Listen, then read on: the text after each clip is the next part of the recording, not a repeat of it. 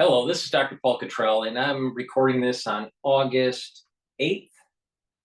I want to go over some of the atrocities that have been going on in Israel.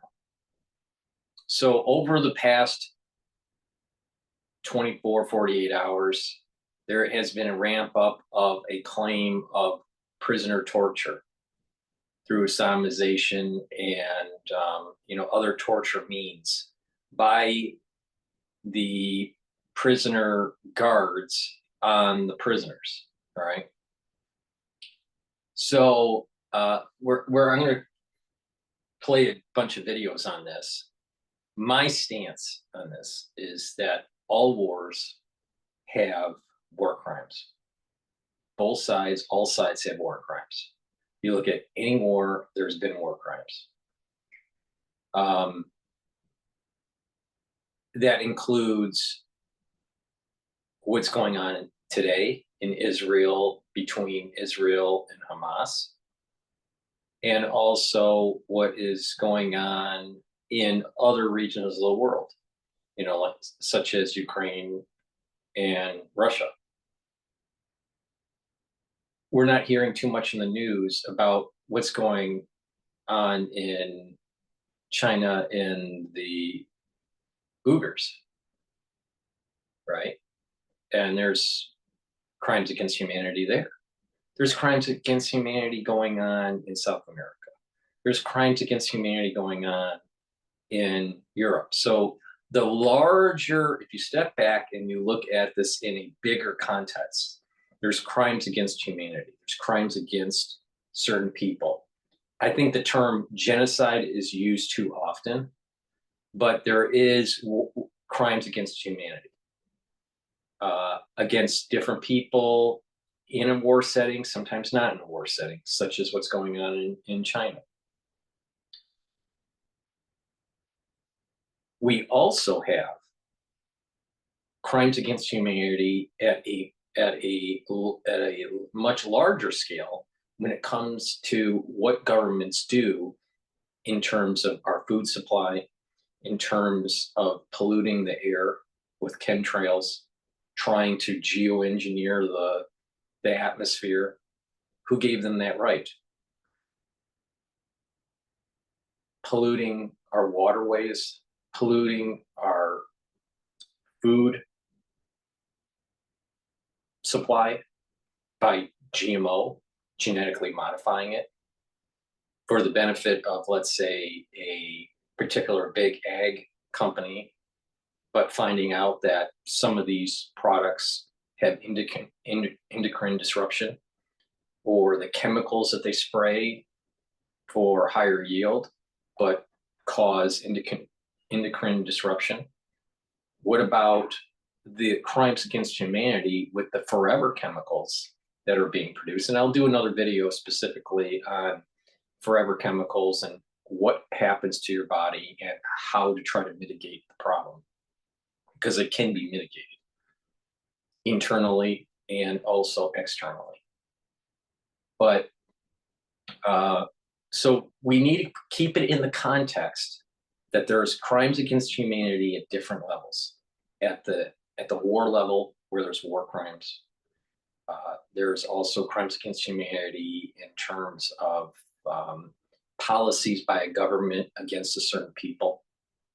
And there's crimes against humanity in terms of a technocracy, where you have certain groups, primarily lobbying groups, primarily large corporations, doing things for them to make a profit, but may actually end up harming the environment and harming our health.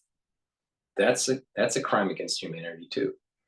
And the big elephant in the room is what we've been doing with chemical weapons and biological weapons. And since World War II, near the end of World War II, we've had the Damocles of nuclear destruction over our heads.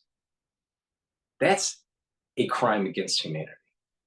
So there's lots of ways.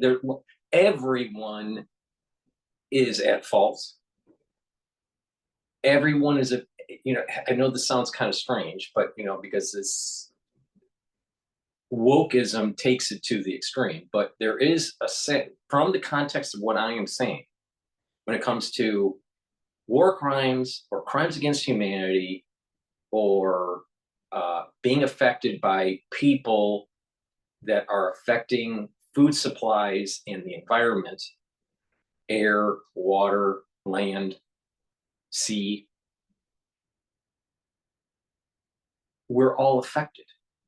We're all kind of a victim of this. Now, different people have different levels of victimhood, for lack of a better term. But the thing is that there is this concept that we as a collective, the human race, is causing crimes against humanity, crimes against itself. Humanity is creating crimes against itself.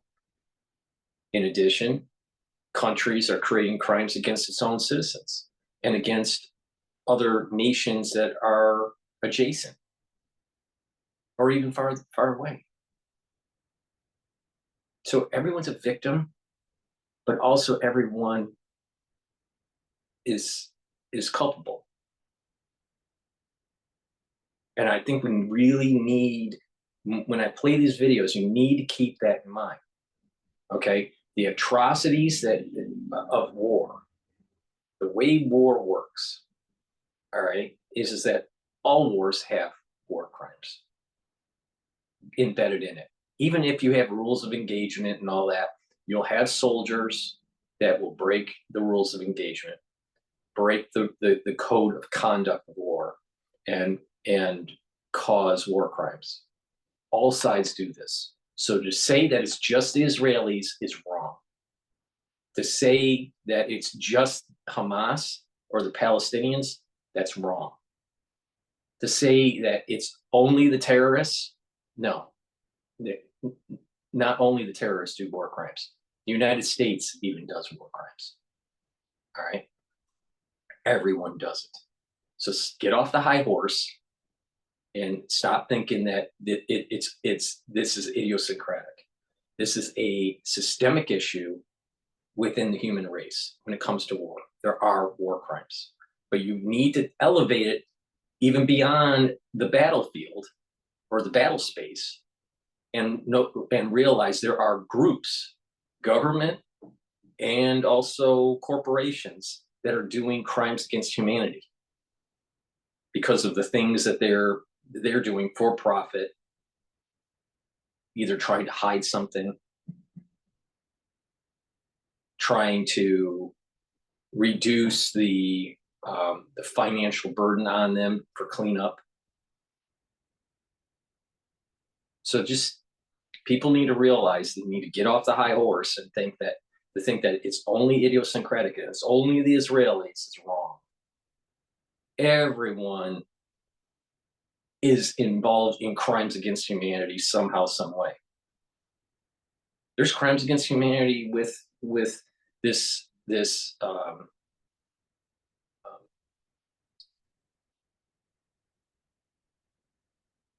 the United States socioeconomic level has been on the backs in many cases of other people or other nations. For example, strip mining, you know, from different regions of the world, and having the pollution that results to that.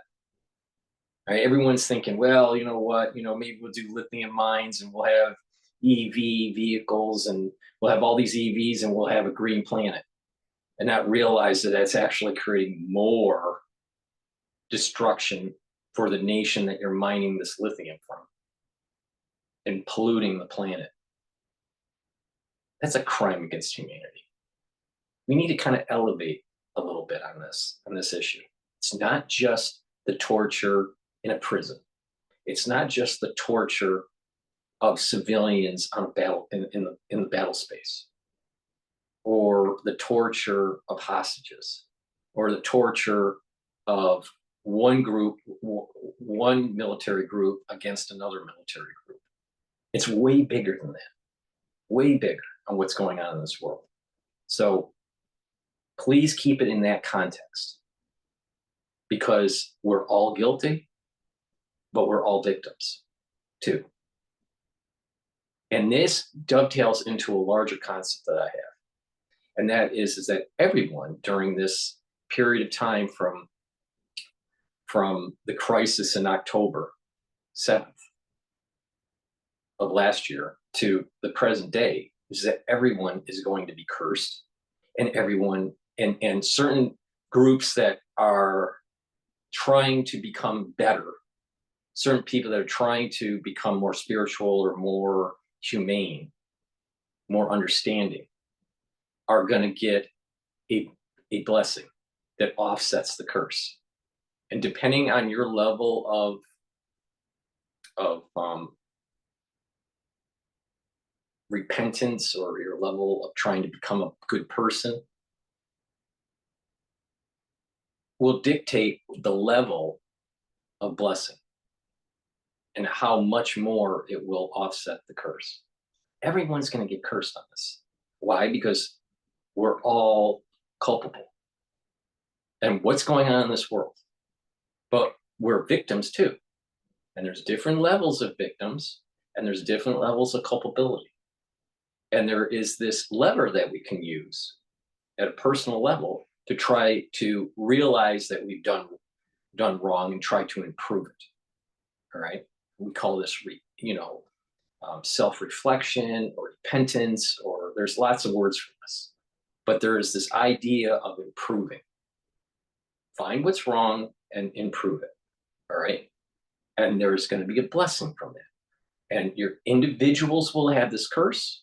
Bad things will happen to you, and also good things will happen to you. And the amount of good things that happen to you will be predicated on how much of a repentance or an improvement you go through during this process. Same thing at nation state level.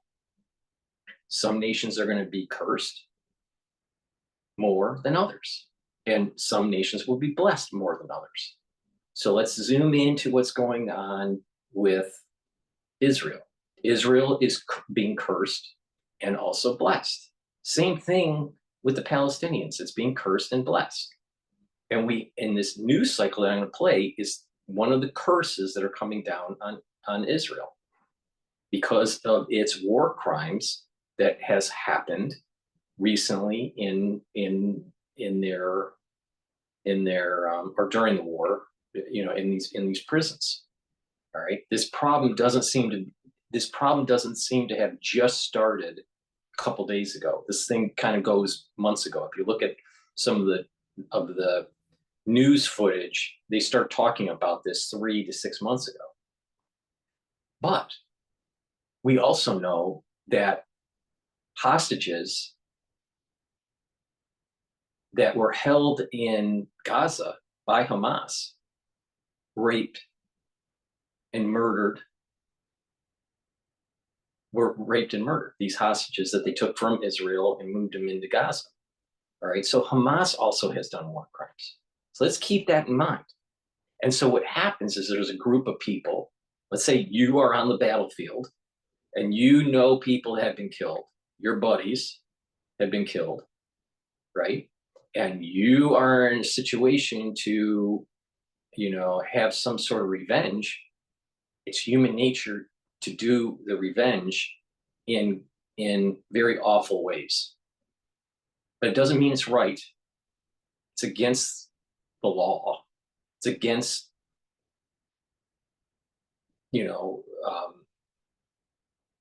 code of warfare. And it needs to be investigated, and the ones that are guilty need to be held accountable. It's not the whole Israeli population, nor is it all of the IDF. It's a group of people that ended up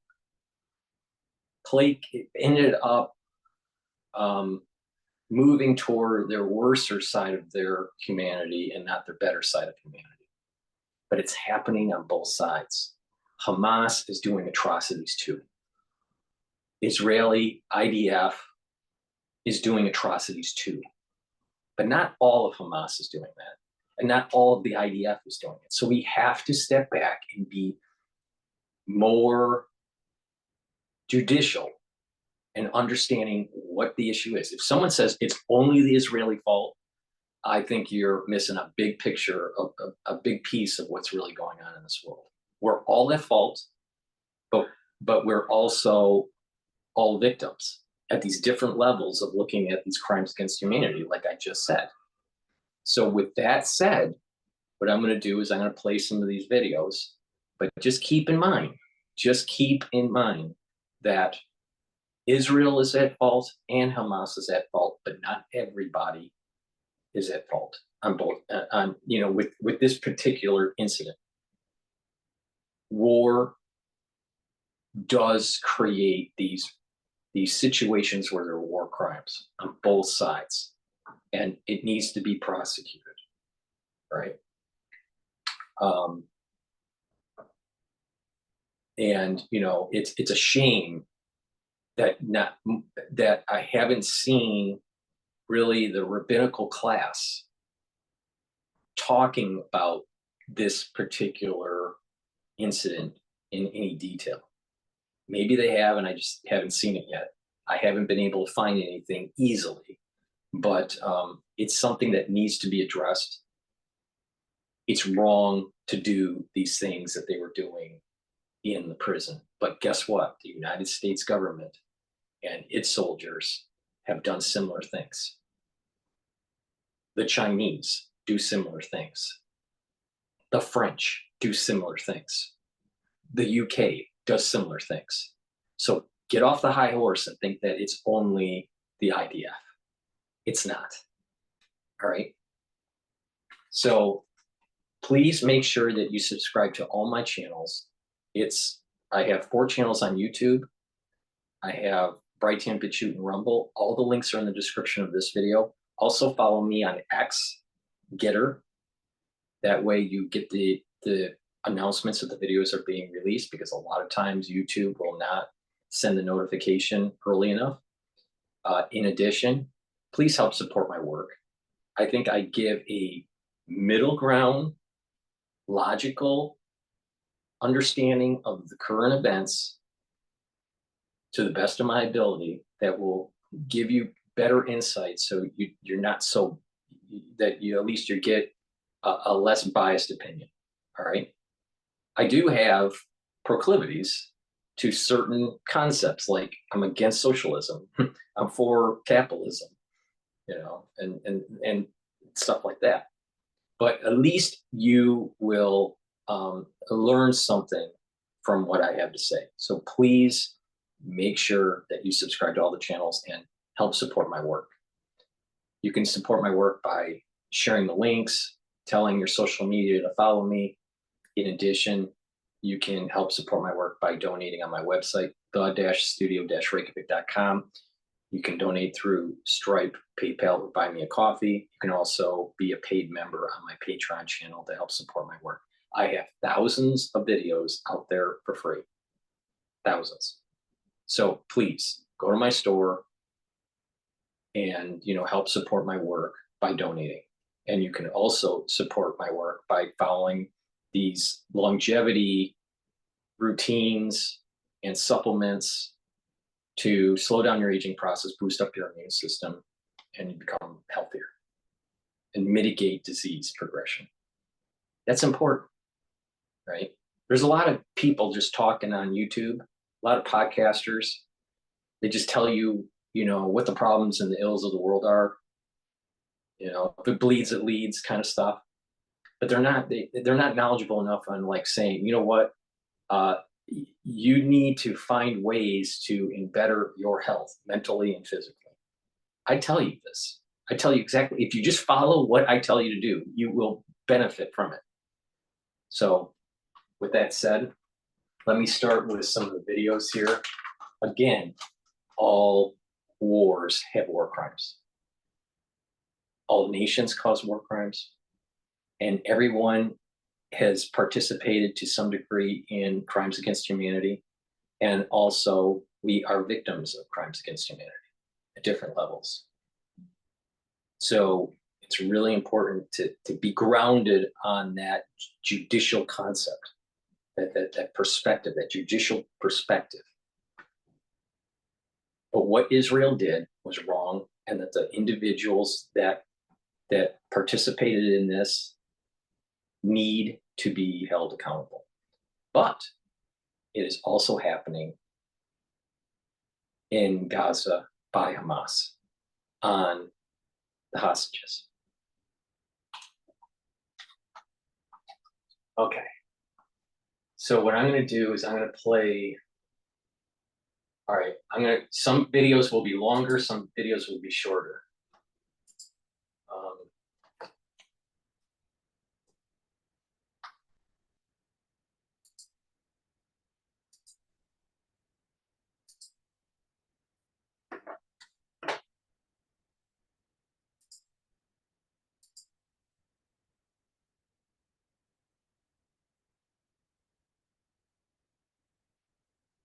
עצורי חמאס שוכבים על הרצפה כפותים, עיניהם מכוסות.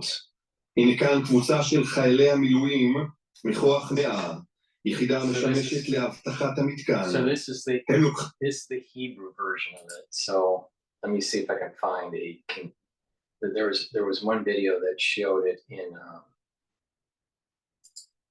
English version. I don't think people understand the source of most current ideologies. And what this course is going to show us is where they originated and how they took control of us.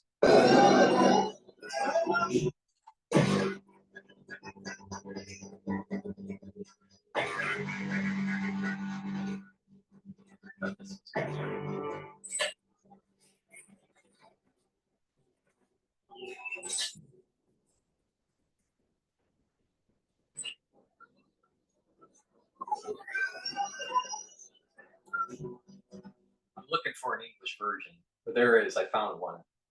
Just gotta find it.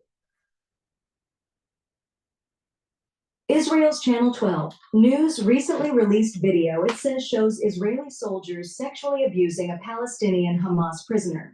The edited video shows soldiers leading a blindfolded Palestinian prisoner away and encircling him, hiding him from view with raised shields. 5 suspects have been arrested in the case, according to the Israeli military.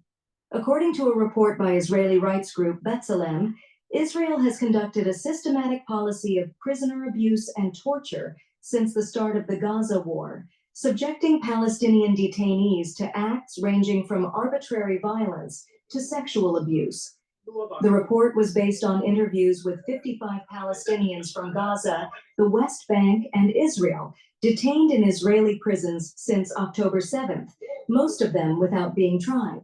The Israeli military said that it operated according to the rule of law, and any specific claims of abuse were investigated.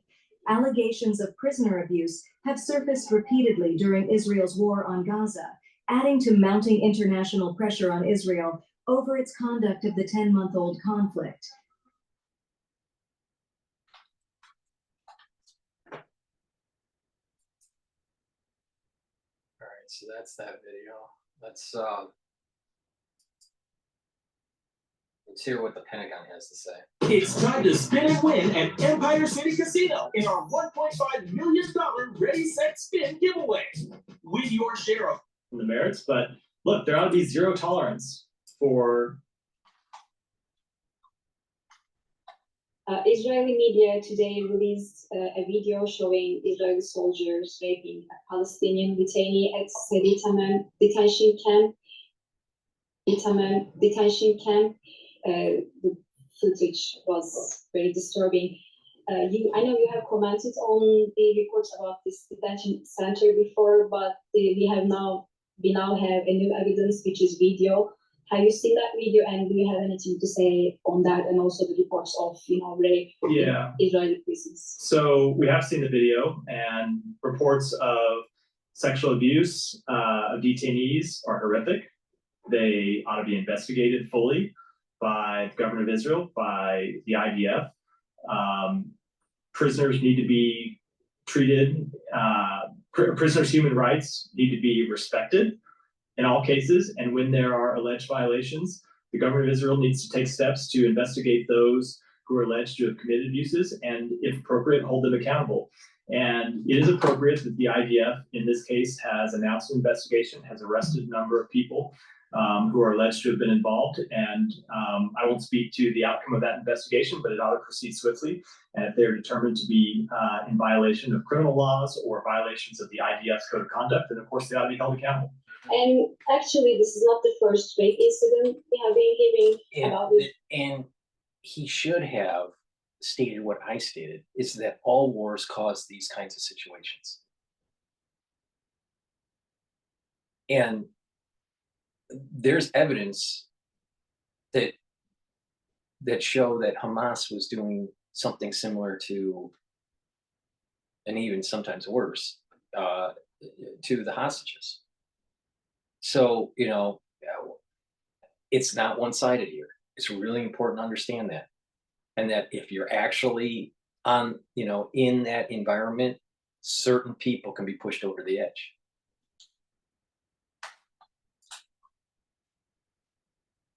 Prisons and Israeli human rights group B'Tselem on Monday released a report saying that sediment is only tip of the iceberg, and that, you know, Israeli detention centers turned into a network of torture camps for Palestinians. It reports cited testimonies from 55 Palestinian detainees. So I know Israelis are investigating this, but would you support an independent investigation into those allegations? So I would have to look at what the specific independent investigation people are calling for and pass judgment on the merits. But look, there ought to be zero tolerance for sexual abuse, rape of any detainee, period. That's a fundamental,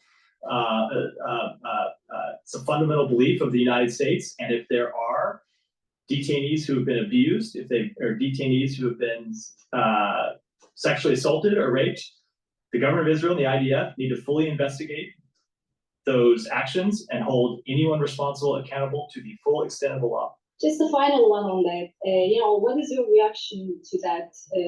Israelis, including politicians and lawmakers, protested actually the arrest of Israeli soldiers who are suspected of abuse and rape. And, you know, we have also seen comments from Israeli lawmakers trying to justify the, you know, rape of Palestinians. Have you seen those remarks? So obviously, with respect to the last question, there is no justification for rape of anyone. As I said, there must be zero tolerance for sexual assault of detainees. And with respect to comments that have been made by people in the Israeli government or protests or attempt. But he's not saying anything about Hamas. Hamas did the same thing. To interfere with the judicial system, the military judicial system in Israel. Our principle, the principle that we believe ought to apply in Israel, is a principle that ought to apply anywhere in the world, and that is that the rule of law needs to hold. The Prophet ﷺ said he is not a believer who goes to sleep full while his neighbor is hungry. You have a So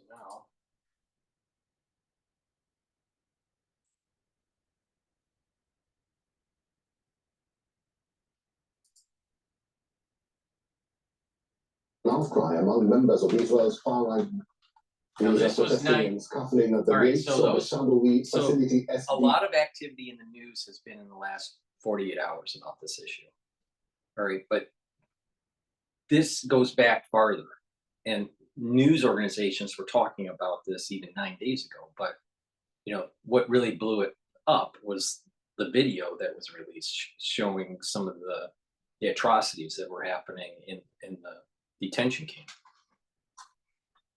Now this video was 9 days ago. Weon, I think it's pronounced.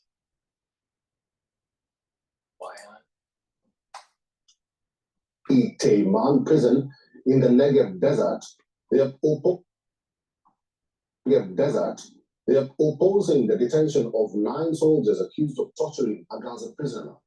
In response to the allegations, Israel's military had launched an investigation and took the accused personnel for questioning.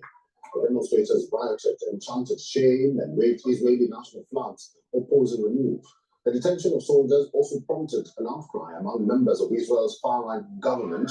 It is understood that the Palestinian detainee abused by the IDF was admitted to a hospital following severe injuries that rendered him incapable of walking.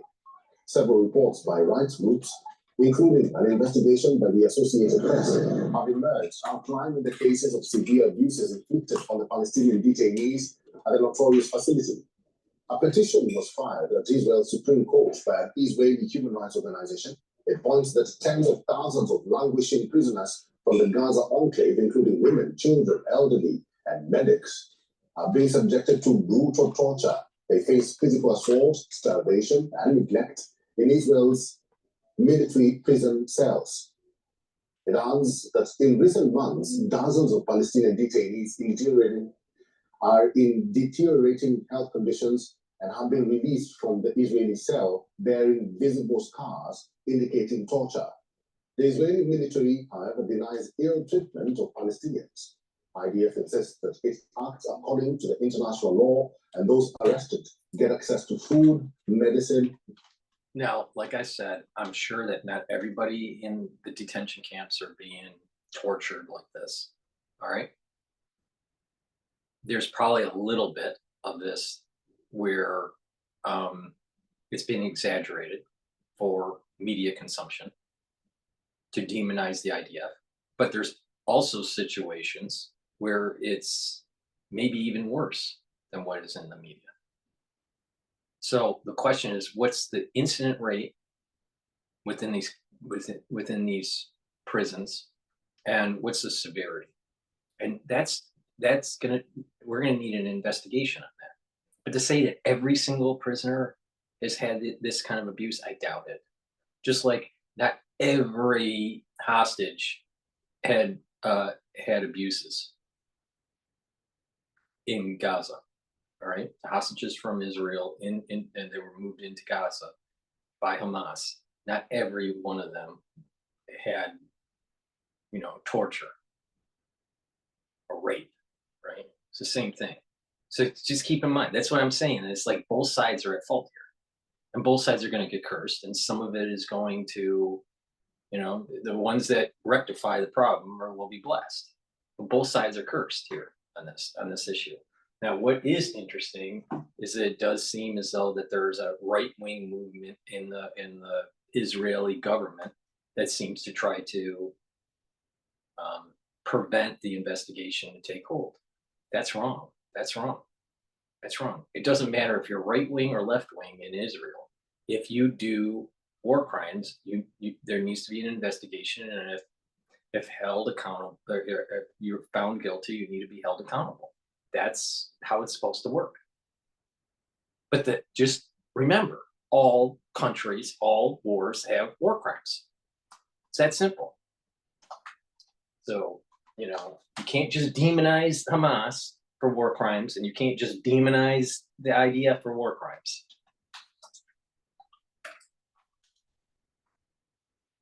The claim, however, has been contested by domestic and international rights organizations. A United Nations Agency for Palestinian Refugees, or the UNRWA, report released in April alleged that some of its staff members detained by Israel were subjected to severe beatings, humiliation, insults, ill treatment, and were, quote, forced to strip naked. They were subjected to different forms of abuse. Some of them waterboarding, and faced threats of rape and electrocution.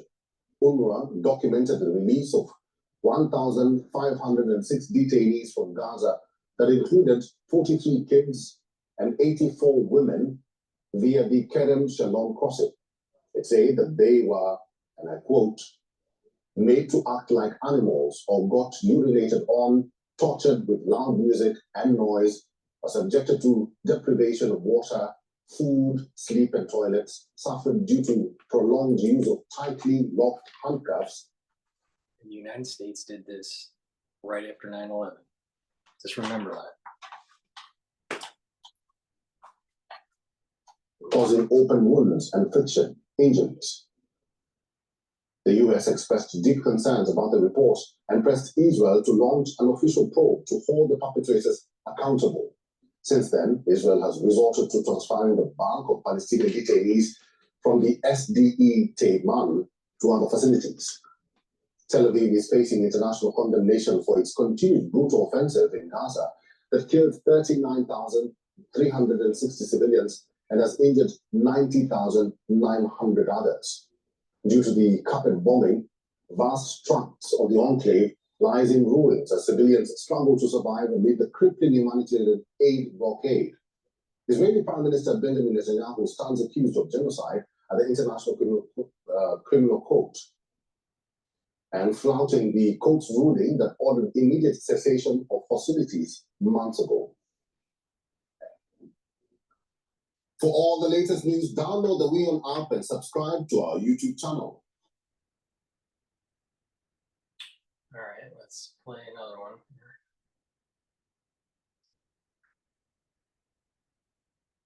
Okay, this was going to be a longer one, which is, I think this is a good perspective. The correct number because prisons and to really shine a light on the atrocities by the IDF. All right. But again, from what I saw within the first quarter of the video, because I haven't seen the last 3 quarters of it, at least in the first, they don't talk about, it doesn't seem like they were talking about any of the atrocities from Hamas, which does happen. All right. So let's just keep that in mind. But before we play it, please go to my store, the-studio-reykjavik.com, and get the health supplements I have. I have structural nanosilvers, liquids. So you just take a teaspoon of this a day. If you're not feeling well, take a tablespoon or 2 during the cold season. Just gargle with it, swish it in your mouth for like 20 seconds and swallow it. This is a 30 ppm version of it. I also have a 14 and a 35 ppm version, which is the max 14 and the max 35. Work the same way. You just swish it in your mouth and swallow. If you haven't already, also purchased a applicator set. You get a nasal spray, a dropper, and a spritzer. This is important to carry a structural nanosilver liquid with you in a bag or to work while you're traveling. And magnesium and zinc, really important to boost up your immune system. Take it every day. If you're not feeling well, take a double dose for that day. Resveratrol, very important to get rid of senescent cells. It's also an antioxidant. It is synergistic with the stacking with C60 and some other of the supplements that I tell you to take each day. So resveratrol, I take it every day. It's really important.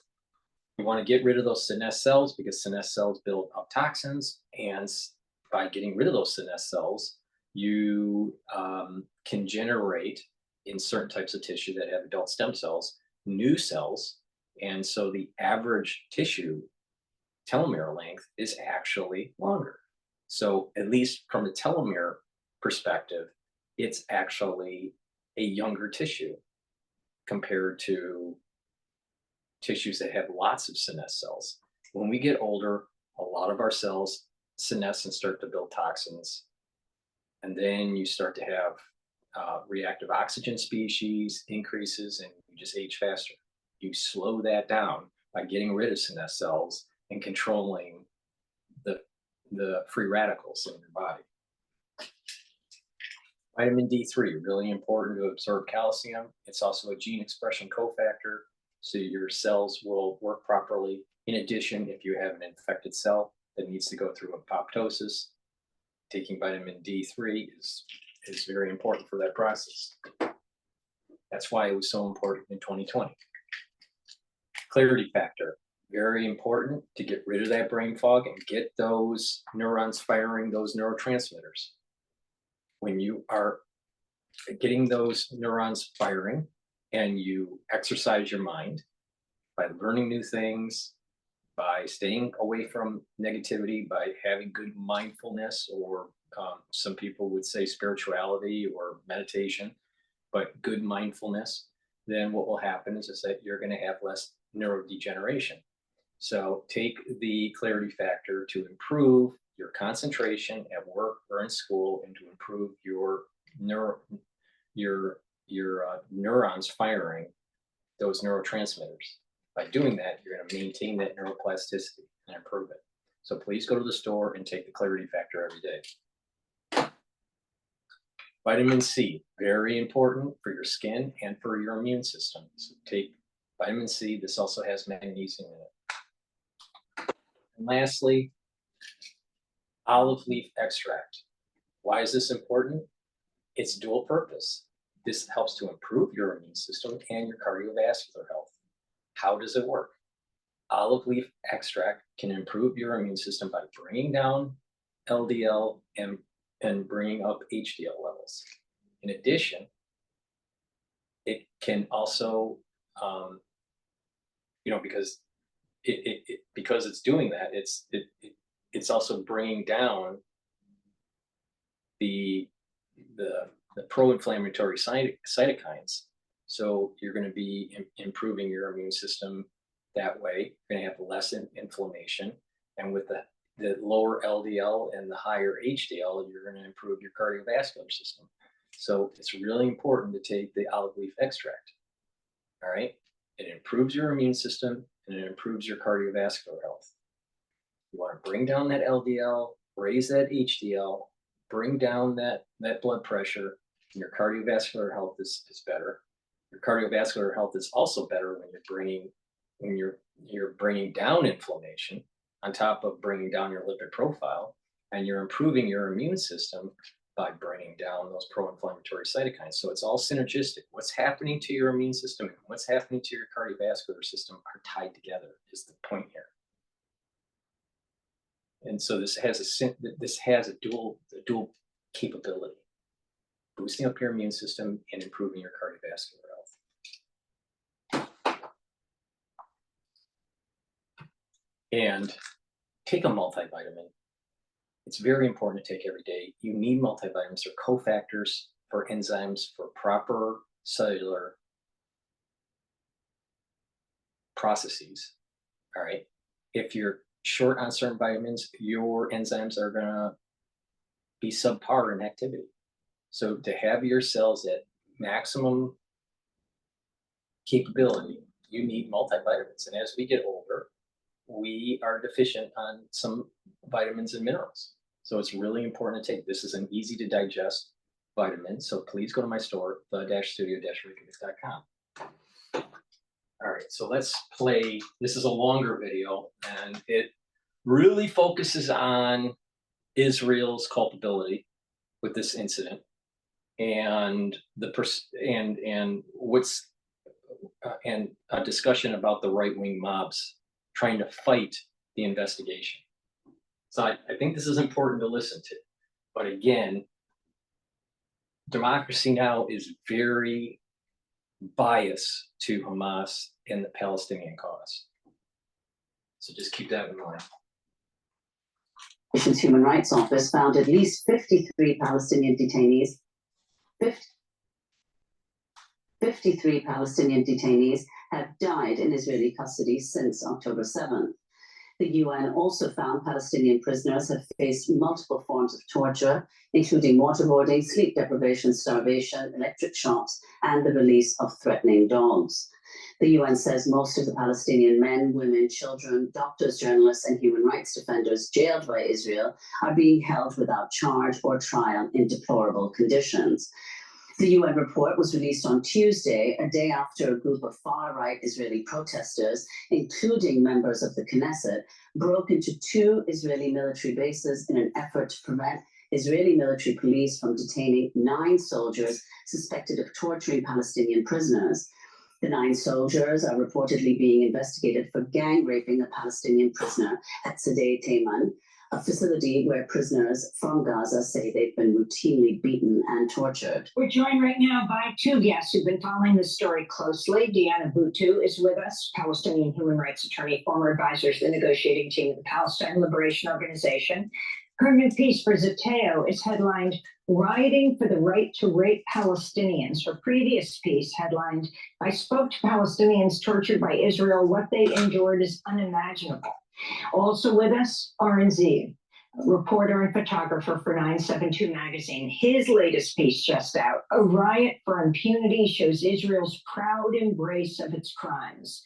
Deanna Butu, let's start with you. Explain what you found in these prisons and the significance of these revelations and this protest that broke out this week, trying to protect Israeli soldiers who are being arrested by Israel, involved with the rape of one of the Palestinian prisoners in the jail.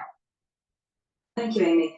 Look, I think it's important for people to understand that Israel has arrested somewhere up to the tune of 21,000 Palestinians. We don't actually even have the correct number because that information has been held back. And of these thousands of people who have been imprisoned, they've been imprisoned without charge, without trial, and in effect kidnapped.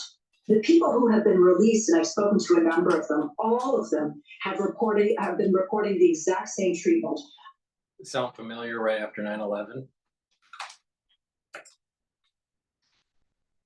Of extreme abuse, of torture, of being shackled 24 hours a day, of being kept in a fetal position, of being forced to eat food that is inhumane, of being deprived water, of being, many of them have talked about being raped, of being electric shocked, of sleep deprivation, you name it.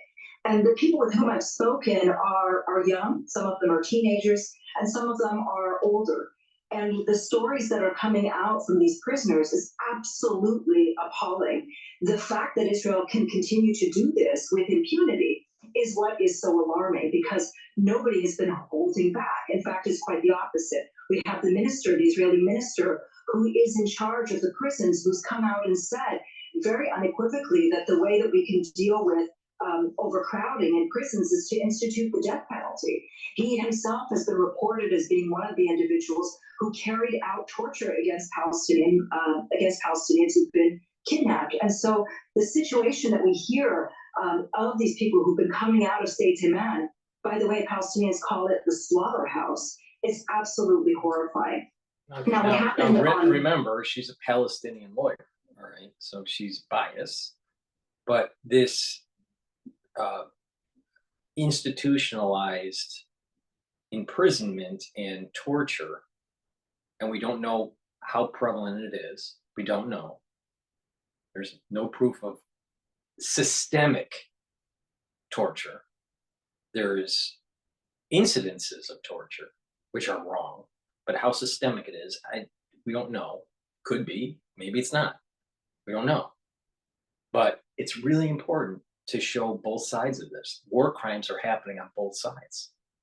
And what Israel's doing right now is wrong when it comes to these imprisonments and torture centers.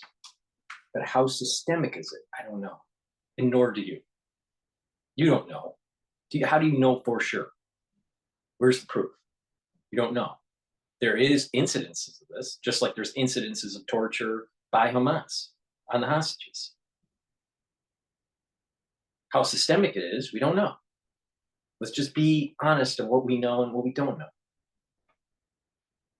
But there is a bias in the media to demonize the IDF. That's for sure.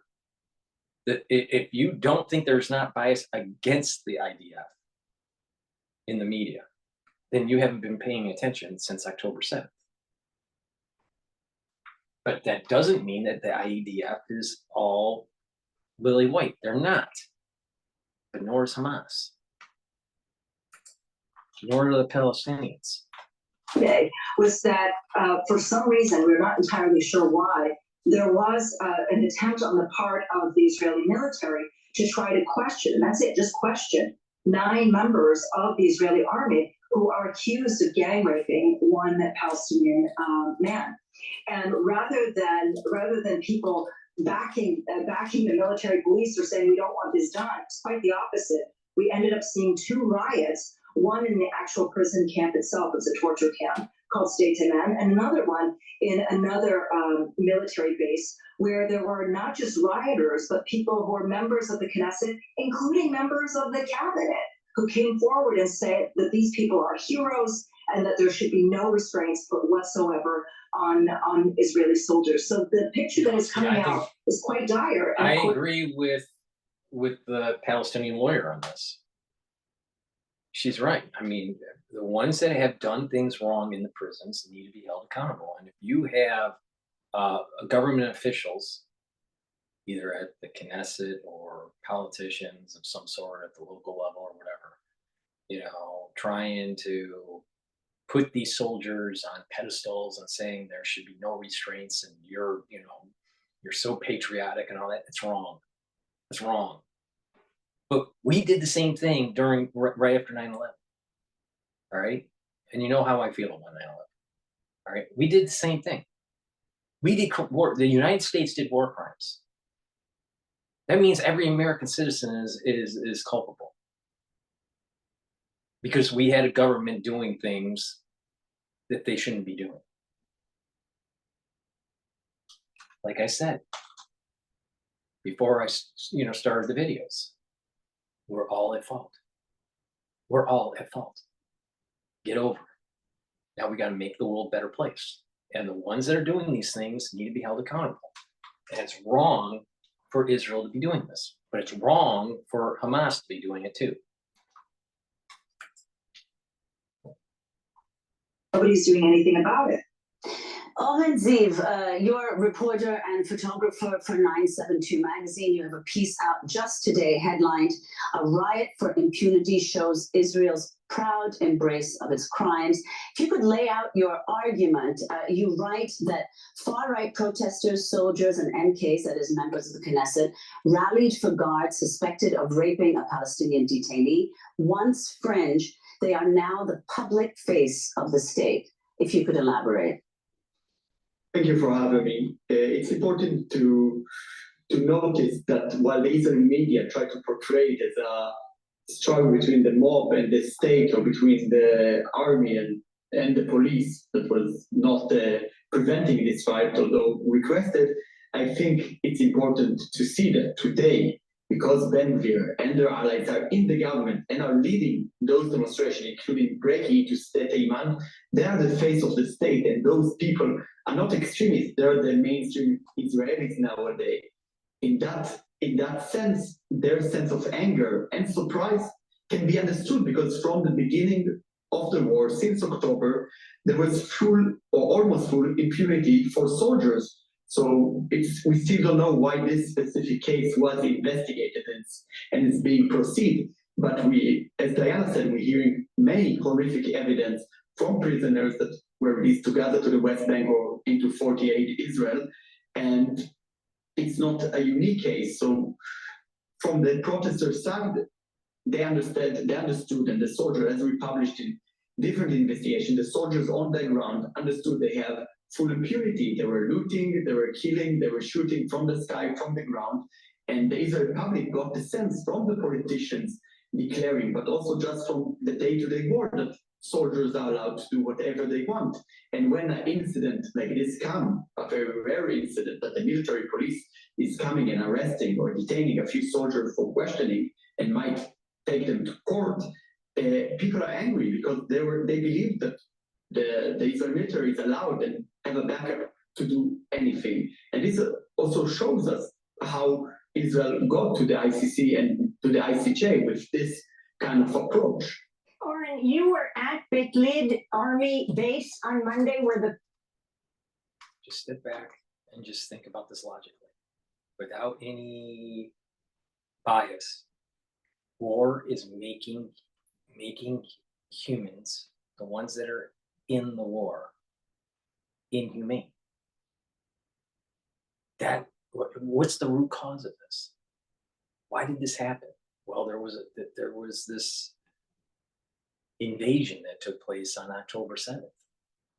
Now the question would be, well, why is that happening? Well, from the Palestinian side, they feel as though there is, an apartheid that's taking place in Israel. Why is Israel so forceful on the Palestinians? Because the stance that the Israelis have is just that the borders are going to be large. There's going to be a larger border, and there's going to be a Temple Mount. That means that the Dome of the Rock has to come down. Why do they feel that way? Because it's written in the Bible. Why wasn't it written in the Bible? Well, this was the promise that was given to Abraham. Why was it given to Abraham? I don't know, and nor do you. No one knows why that is. It's such a metaphysical, Kabbalistic thing. We have no idea on why. And anyone that thinks that they do, they don't know. But that's the three Abrahamic religions, that have all agree that there was some sort of promise to Abraham of this land, and that lineage goes through Jacob, not through anybody else. That's very clear at Mount Sinai. And it was very clear on other points in time before that, because how do you prepare a people to be receiving the law, right? The Torah, the oral and the written Torah, without going through tumultuous times to prepare them as they were enslaved in Egypt. The Palestinians weren't. That's obvious. Canaan wasn't. That's obvious. It was the line of Jacob. That's very clear. What happened? Well, Jacob had children, right? And those children went down to Egypt. When after Joseph established himself, and there was a famine. It's all the Jacob line. The whole thing is a Jacob line. It has nothing to do with Esau. Why that is? Why was this promise all through Jacob, and why did it have to go through Abraham, and the monotheism and all this? I don't know. You're not smart enough to know this. I'm not smart enough to know this. No one's smart enough to know why. But that's the fact. Now, somehow, some way, through our humanity, we got to find out some sort of homeostasis. But the homeostasis is not going to happen until the boundaries are reestablished. Now, if you really want to look at how we,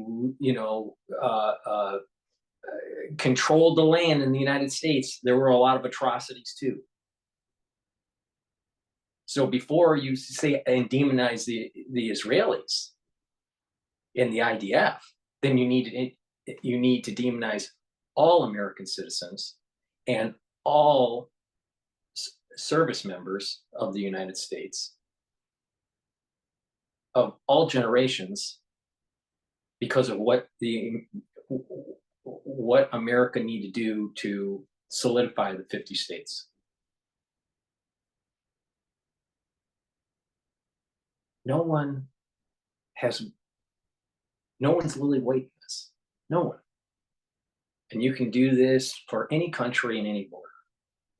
What's unique about this whole situation with Israel is that there is a religious component to it that's very strong on all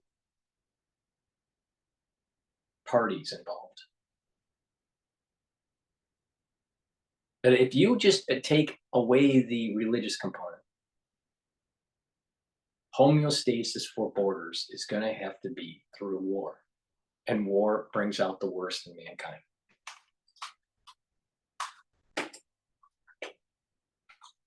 Protests were taking place. Explain where that is and where Seteman is. These two jails, prisons. Seteman is an army base near Beersheba in southern Israel, and Bitchute, where they were held, questioned, and later also brought to a military court, is in central Israel, not far also from the West Bank town of Tulkarem. So the protests on Monday started at Seteman with members of the government breaking into the place, and later, when they understood the soldiers were transferred to Bitchute army base, to the military court and detention center, they moved there. Also there, a member of the government and of the Knesset arrived and were inciting against the army. And also there are hundreds of people breaking into the military compound And at the protest, you could see also armed men with uniform and military weapons, probably soldiers, reservist soldiers that are friends or colleagues of the soldiers arrested, and they were protesting against the army with the army uniform and weapons. And this is a very common for Palestinians and activists in the West Bank when you have soldiers that are actually settlers or a mixture of that. But inside Israel, since the beginning of the war, we haven't seen much of that, of these kind of militias operating. And they were, of course, also masked. And in general, towards them, but towards also the people who were breaking into the army base, the police was doing absolutely nothing. As we learned later, the police was just, despite the fact the army was calling for the police, they just didn't show up. And the few policemen that were there were not doing much. I think it's important to see that this is kind of a struggle between the old establishment, maybe the center left, or the old people in the army that, you know, believe that Israel has to have some legal framework, like to do the crime towards Palestinians, but to keep them proportional and some to investigate, to have some illusion or to present that Israel is investigating itself. And the other side is people like Ben-Gvir and their allies that think that soldiers should have full impunity and also are proud in their crimes, in the attacks against Palestinians. They document it on social media, as we've seen. And this is kind of the clash that is happening in the moment. And Diana, could you explain, you spoke to a young man named Bilal who described what he called engineered torture methods that were designed. Let me just interject. Remember what I said about Esau's soul root gaining in August. So it's August, September, October. It peaks in October. So there may be an event that's really big in October. So the soul root of Jacob is down in relative terms in strength, and the soul root of Esau is gaining in strength. That means that Hamas, Hezbollah, Iran are going to be stronger within the next 6 months and peak in October, sometime in October. All right. There's also, because Israel doesn't look like it's running based on a rule of law with these crimes against these prisoners, that Israel's going to be cursed. So there's a curse that's going to come down on Israel on top of a strengthening of Esau's soul root. This is bad for Israel. So, and again, like I said before, the soul root of Jacob was better in April. And that was the time to really kick ass and move ahead with the two-front war. And they missed the boat on that one because of Biden, you know, tying the IDF's hands on what they could do. So at a metaphysical level, it looks to me that Israel, at least in the near term, is going to be cursed, and that there's going to be trials and tribulations, and it's going to be difficult for Israel for the next 6 months. And October is a really worrisome month. And that may spill over into a larger world conflict or an economic problem. Because, you know, there seems to be some instability because of the carry trade in Japan. A lot of people would say, how's that related to Israel? It's all related. All this that I talk about is related. And so that instability from the carry trade in Japan unraveling and causing havoc in markets will cause economic instability. And a lot of times when there's economic instability, there is more of a drumbeat towards war. See the connection now? So people need to really realize that there's a hovering curse that's coming because of some of the things that are happening. And the spiritual soul root for Esau is starting to climb at the same time. Now, I don't know of anyone that explains things like I just did. And this is the reason why you need to follow my work and share my work. So please make sure you follow and share my work. And by the way, please go to my store, the-studio-reykjavik.com, and get the structural nanosilver soaps that I have. I have a different variety of soaps. This one happens to be charcoal tea tree. I also have peppermint and lemongrass and a couple others. And it's also important to get the structural nanosilver gels. I have two types. I have one in a tube form and one in a dispenser. You can carry it in your bag with the dispenser one. They're used the same way. They're dual purpose. You can neutralize pathogens by just putting it on your hands, around your mouth, around your nose, around your ears, around your eyes, right? Stay active for about 5 hours. You can use it as a skincare, where you can apply it. Best way to do is apply it on your skin like at night, and then exfoliate in the morning. You'll notice your skin's clearer and tighter, especially on your face. And you can put it on an abrasion, and it'll help heal the abrasion or a bug bite or a minor burn. So use it as a skin wound treatment. So this is a dual purpose product. It's made from structural nanosilver. It's high quality. Both of them are very high quality products. So please go to my store, the-studio-reykjavik.com. Great Palestinians. Yes, what he talked to me about was that everything that was done was not, people often think of torture, and by the way, it should never be used, but people often think of torture as a means to try to extract information, and even then it's illegal. But in this case, it wasn't at all designed to extract information. It was just as a form of eternal punishment to show who is supreme.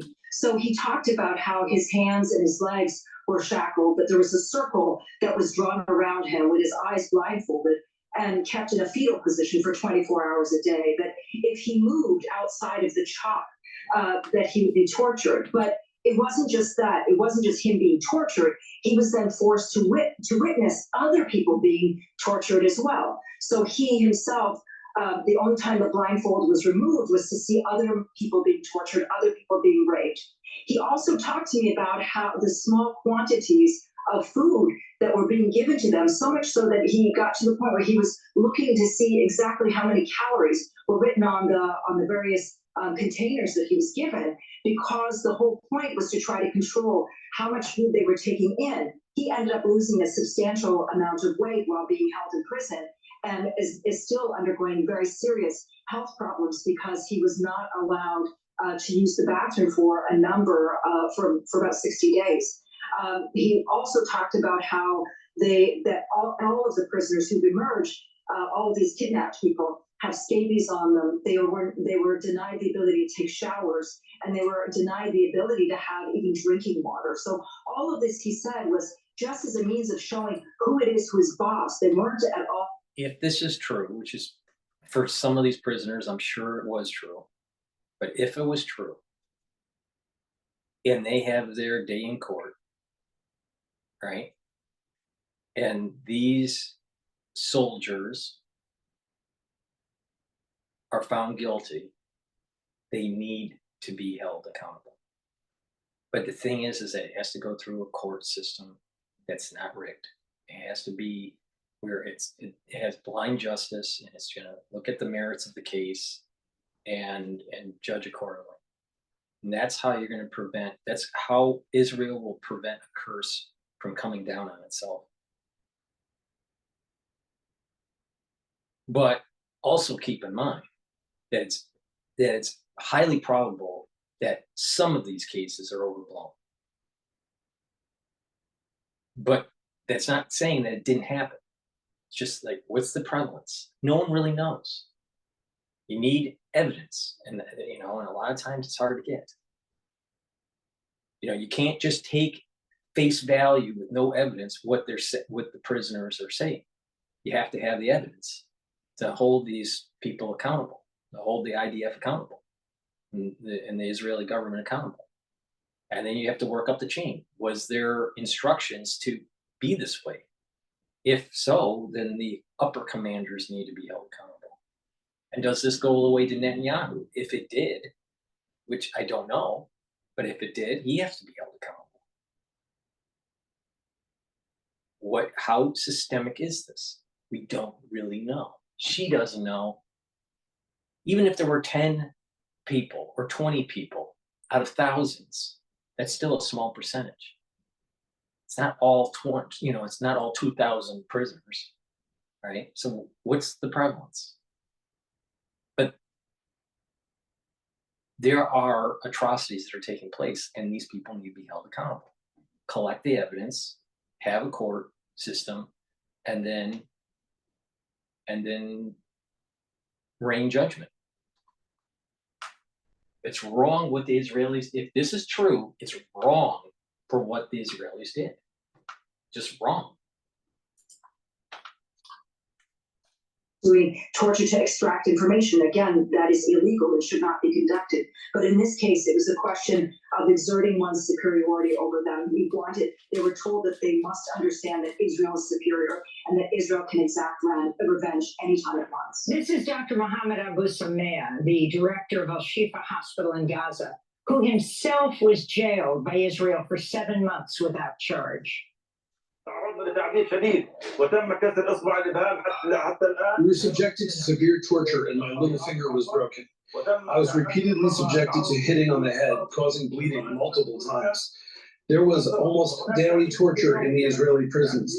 When prisoners' cells were raided daily, they were severely beaten every day. We say this with full certainty, and we lived through it with great bitterness. Colleagues working in the Ministry of Health and other prisoners got out with us today. About 50 prisoners. We left behind many prisoners, tens of thousands of prisoners, living in hardship, experiencing psychological and physical torture that no Palestinian prisoner has experienced since the Nakba in 1948.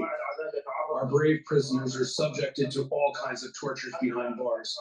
Even the older prisoners, who have spent tens of years in the occupation prisons, have been deprived of all of their most basic rights.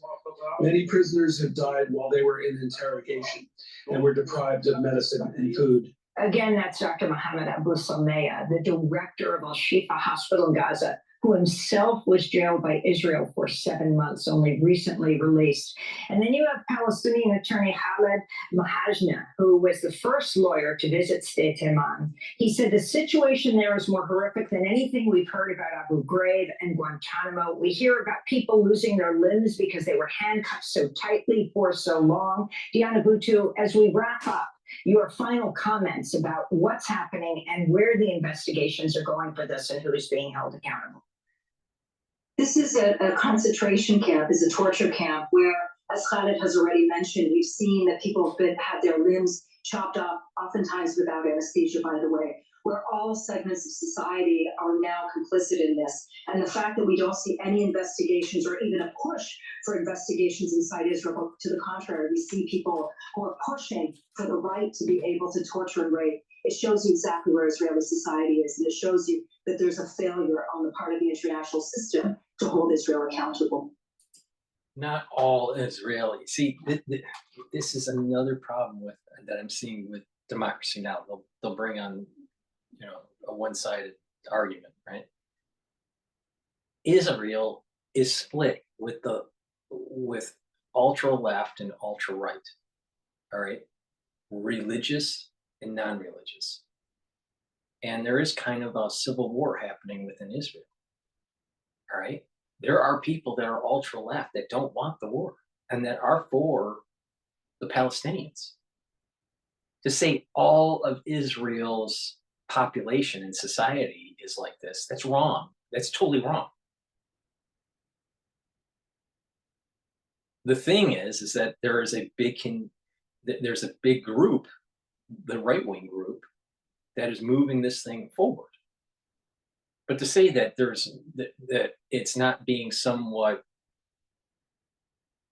debated forcefully with protests by the left, I mean, they're not paying attention to what the news is. Not all of Israel's society is like this, but it's a big part of it. It's a big part of it, and it is. You can kind of see where Israel's mindset, at least from the right-wing perspective, is moving towards. And you can kind of see that this is going to be pushing. They're going to be pushing some of these Palestinians that are in the West Bank out, and there's going to be a more of a control of Jerusalem.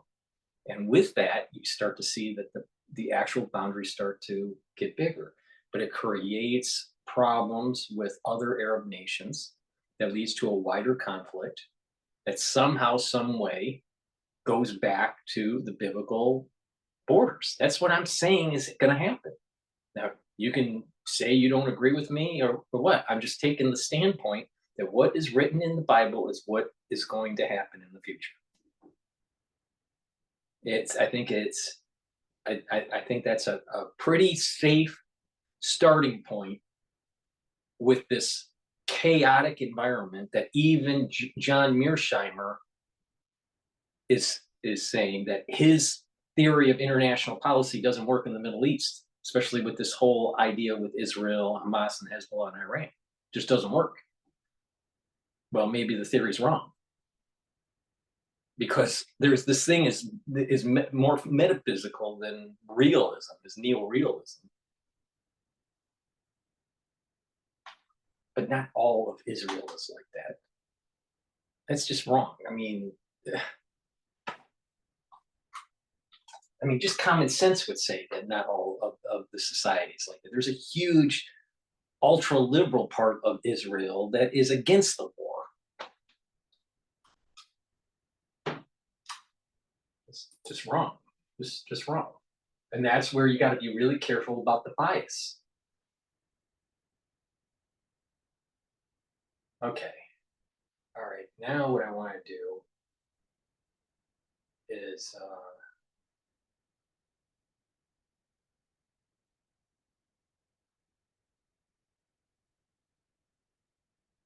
all right, TMR report was also bringing her on. So that was this is an interesting one. Same woman. You know, what we saw, I guess. The Plus you've been waiting for has landed in the US. Let me introduce you to Plus 500, the intuitive and easy to use trading app. Thanks so much for coming on the show today. This is the majority report. Same guest, Palestinian lawyer. All right. So you know where she's coming from. But this is a longer discussion about what's happening with Israel, with these prisoners, the atrocities. Are the atrocities happening? Yes. Is it wrong? Yes. Does these soldiers, these IDF soldiers, need to be held accountable? Yes. But there is a larger thing going on here. And that IDF is not the only ones doing war crimes.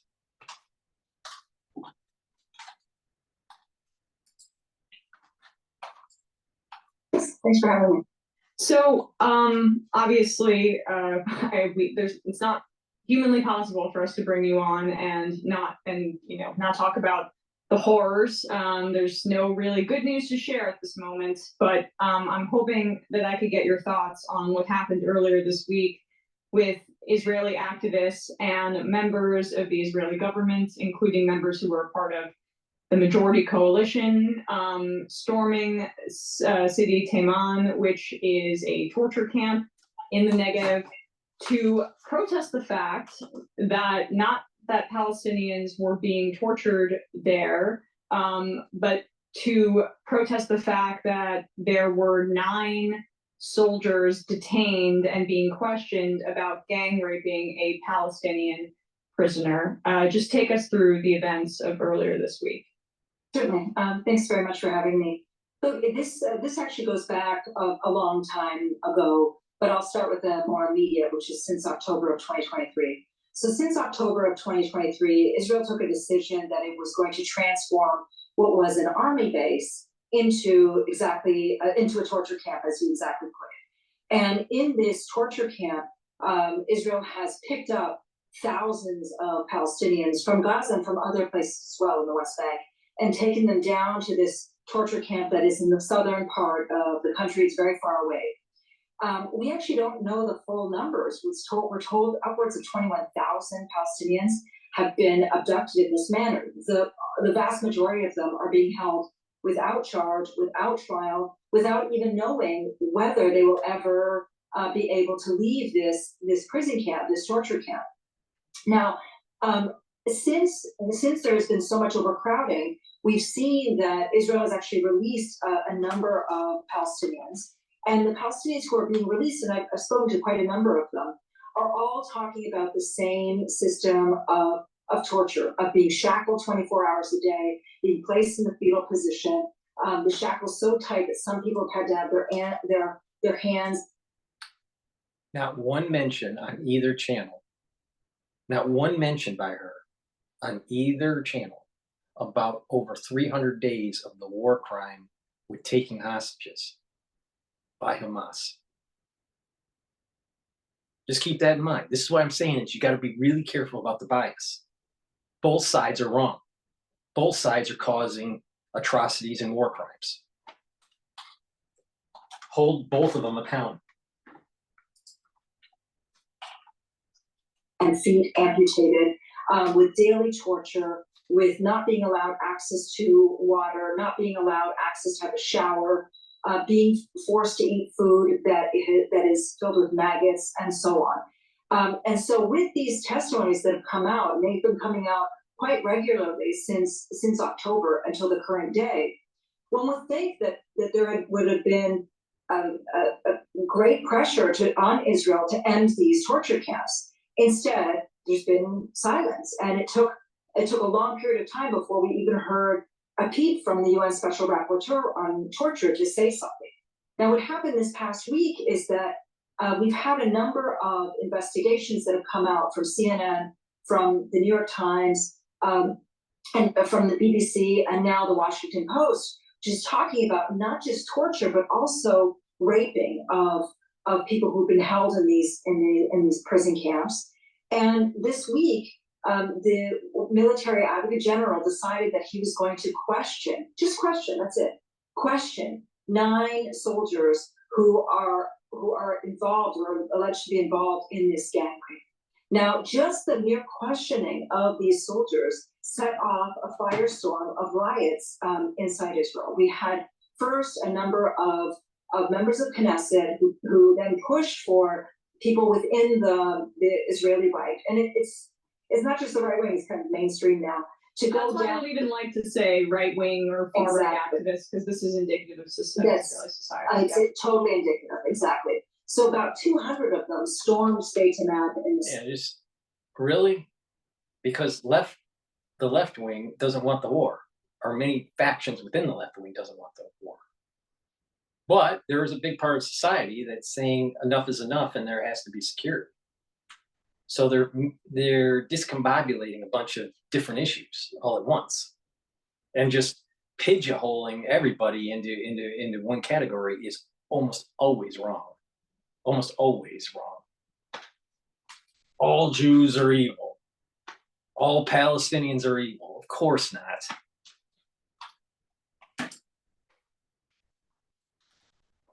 And they actually tried to beat the soldiers who were trying to go in and ask for them to be questioned.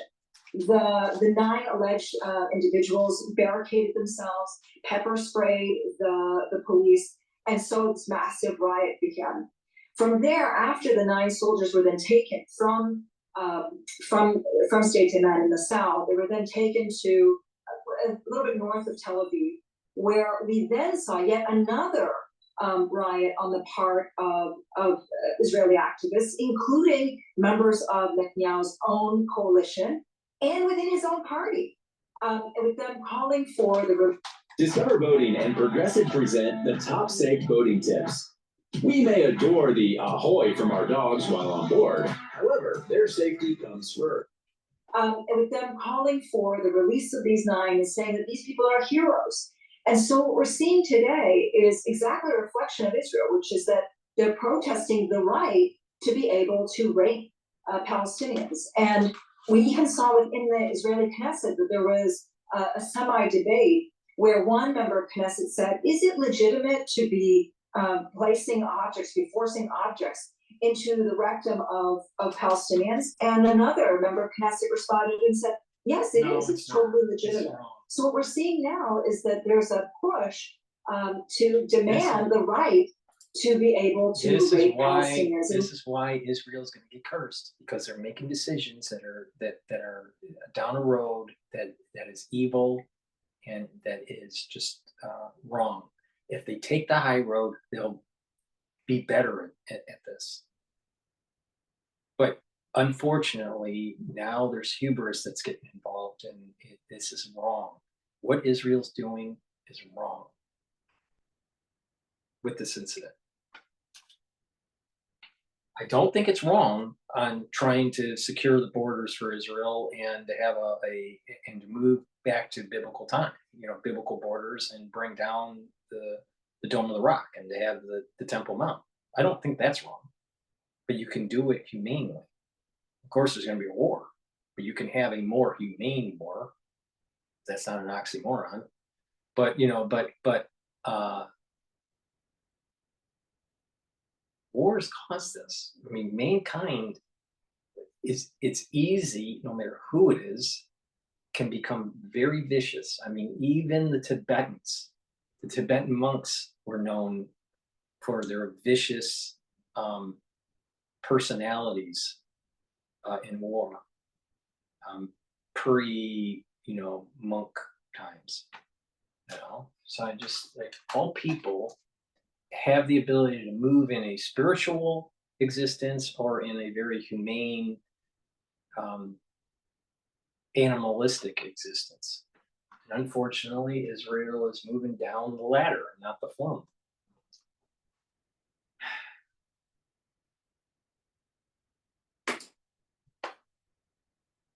It just shows you how far the Israeli society is willing to go without because there are no restraints on them. Nobody is saying that things are illegal. When you constantly position yourself as that everything is justifiable, then you can obviously justify the worst forms of human action, and that's exactly what is happening in Israel today.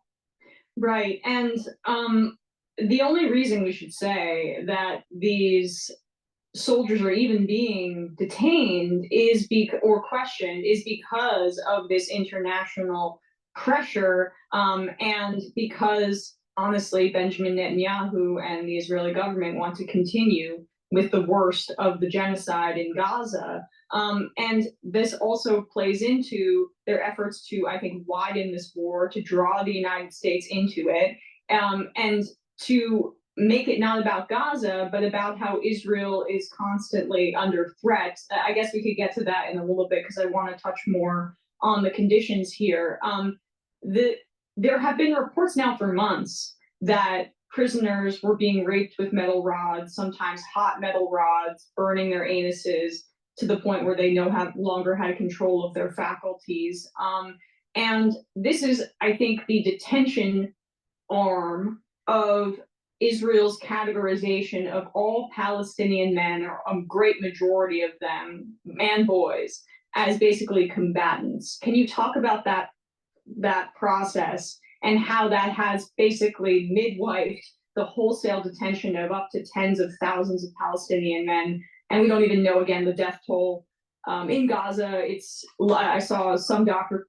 It starts with Hamas not wearing colors, and they mix themselves in the population. So how do you fight an enemy that has buried themselves in the population?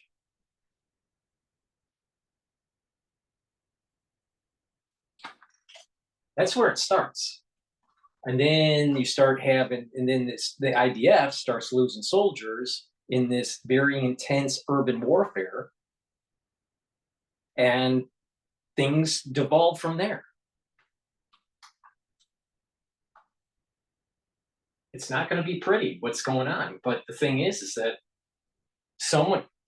there needs to be a major duke out in the Middle East, and either the Israelis win or the Palestinians win. That's the way you're going to get homeostasis, and that's exactly how we reach homeostasis in the United States. So I don't know where this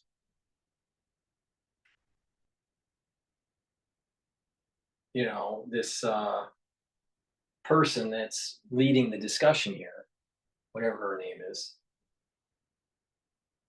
I don't know where she lives. She looks like she's probably in the United States. I'm pretty sure no matter where you live in the United States, you probably are benefiting from some sort of atrocity that the United States did to the American Indian.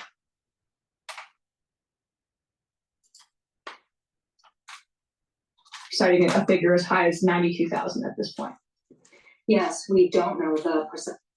Amsoil runs on freedom and has since 1972. The rest of the market has been trying to follow our lead ever since. But a head start is a head start. Run with us.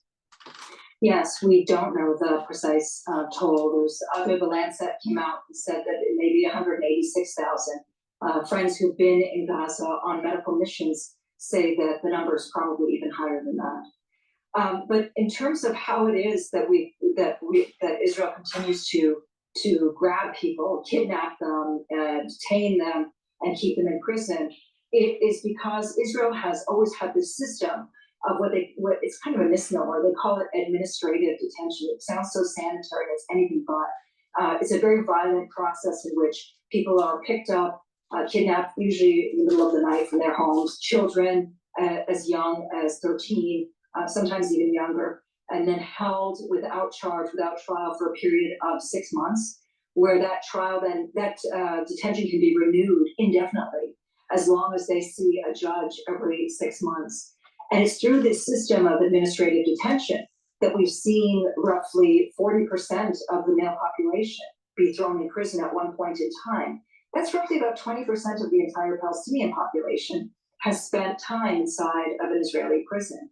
Some administrative detention can last upwards of 11 years. A friend of mine spent 11 years of his life under administrative detention, which means without charge and without trial. Now, it's not just that, but it's the process of dehumanization that leads soldiers to be able to do what it is they want to do with Palestinians.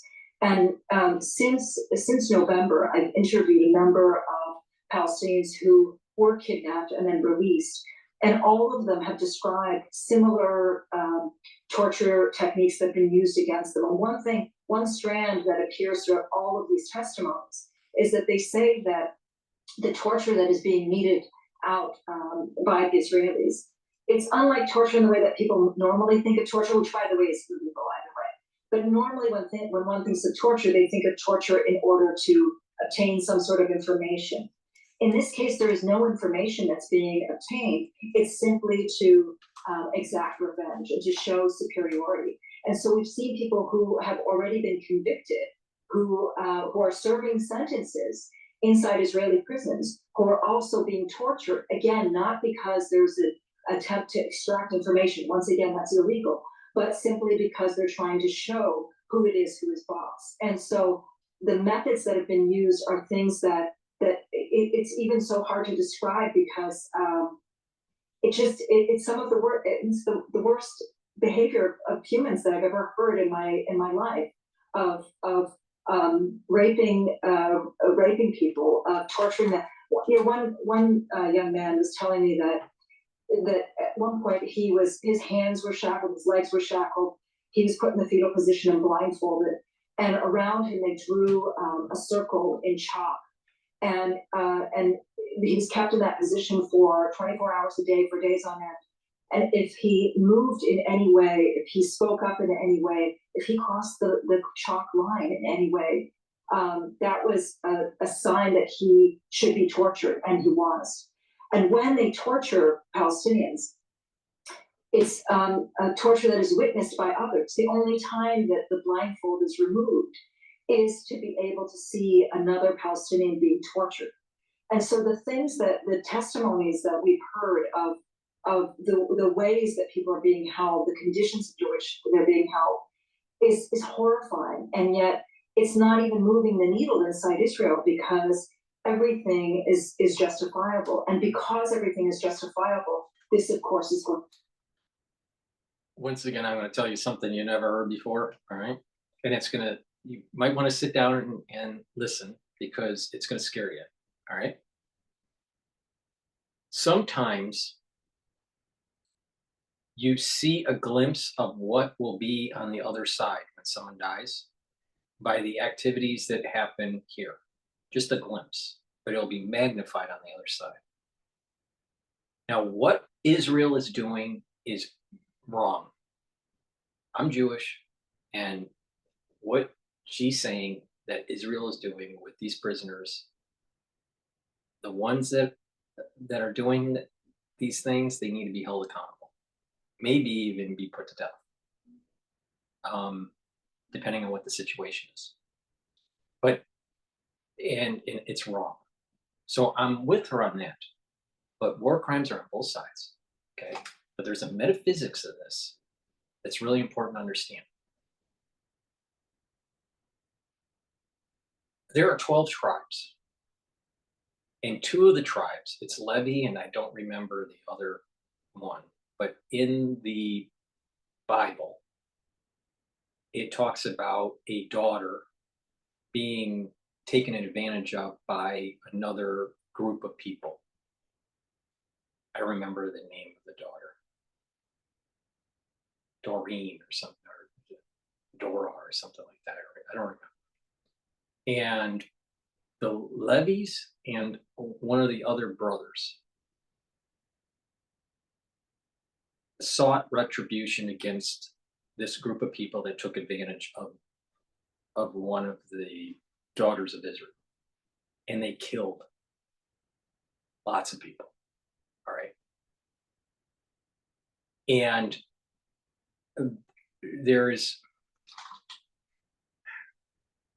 a spiritual energy where you can be good and receive and have special abilities to do certain things, but there's also a part of it that where there can be extreme evil too. So as you get closer to good, evil can happen too. All right. So these 2 tribes end up not being able to have land. And the Levies are the ones that are helping with the temple, right? The singers, they produce the songs, right? But Levies have a certain place within the temple hierarchy, and the Kohanim, which are the priests. All right. The Levies can't have land, and they were allowed to be a part of kind of like the temple proceedings. This other tribe, and I would have to research it. I don't remember the name of the tribe. They were more dealing with scribing. So, writing to fill in or writing the scrolls, right? And the point that I'm making here is that there's a spiritual energy within certain people where they have they're a conduit and they can bring down blessing. But they also, if their mind goes in the wrong way, it can create havoc and destruction. And the glimpse that we're seeing here, what mankind in general is doing to the world and to itself, within this whole context of the Middle East, but even broader sense around the world. And the atrocities are only the surface of what happens in hell. So, some of the things that we're hearing about what's going on in these camps, the whippings and the hanging and the torture and all this. This is discussed in different texts as the body is decaying in the ground. What is happening to the soul? And what happens even further down in these different levels of Gehenna or hell. All right. And depending on what kind of person you are, it depends on what kind of atrocities you see. Where am I getting at with this? Even though there are atrocities, and this is where it gets kind of scary here, even though there are these atrocities that are wrong and that there needs to be law, we as humans, human beings, when we die, are going to be judged by our actions. And have we tried to be better people when we realize that we do certain things that are wrong? And if we have repented, then the judgment is lessened. In some cases, totally absolved. But people will be judged. And that something that may seem relatively minor in this world is really extreme on the other side. So, just keep in mind that there's a glimpse of what Israel is doing to the Palestinians and what United States did to some of the terrorists in Afghanistan and Iraq, and and we captured them and all this stuff. What different countries do, what different people do on a personal level. It's all kind of it's judged, and there's there is extreme punishment, and that this punishment is literally, from these texts. I'll try to pull out some of these texts when I play the video. Maybe I can reference them. But what we're hearing and what man does to man is minor compared to what will happen in Gehenna or in hell. So just kind of keep that in mind. It's just like there are groups of people that can be conduits of this spiritual energy, and if they're good conduits, good blessing comes through. If they are negative conduits, evil, extreme evil can happen. That's part of the course. That's par for the course. It's like these people that have a conduit of this energy that can bring the energy down.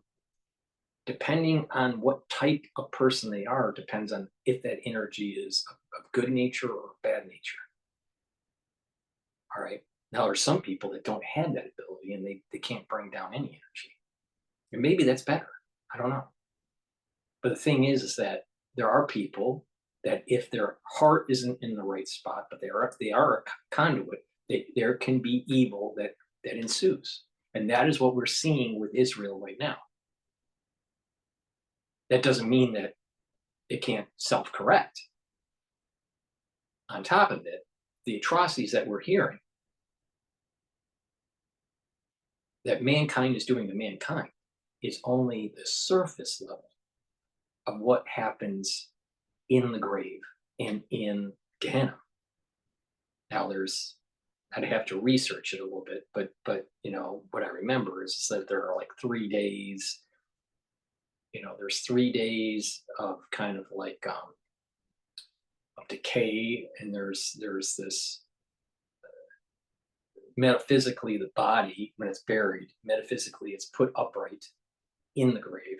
Now, obviously, if you dug the grave, you wouldn't see this, but metaphysically what's happening is that after so many days after being buried, there are spirits that actually rotate the body upright, and then there's torture to the body. All right, based on what kind of person they were. And then after that, then they go to the next level, where they go to a different level of Gehenna. Now, if you're a really spiritual person, let's say you were a person that didn't do anything wrong. Of course, everyone does something wrong. but let's just say theoretically that you were a spiritual person that didn't do anything wrong. You would die. You'd be laid to rest, and there would be no flogging and no torture to the body.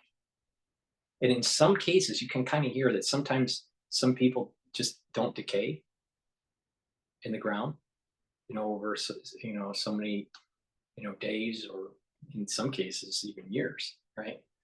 All right, but most people have done something wrong. So what happens is let's say for this mind experiment, now if this person is good, but they did something wrong, well, they would get buried, and then they would be metaphysically rotated after so many days. I think it's 3 days, and then there would be a flogging of the body. Now, Jews have a tendency to say a certain prayer during the Amida and hit the heart and pound the heart a certain amount of times, and especially during Yom Kippur. That's to lessen the flogging in the grave before you go to Gehenna. So there's torture in the grave before hell. All right. So, and then what happens is then the spirit goes to be cleansed to different levels. Now, for the one that didn't do anything wrong, my understanding is they don't get turned upright, and there's no flogging, and their spirit descends, right? And they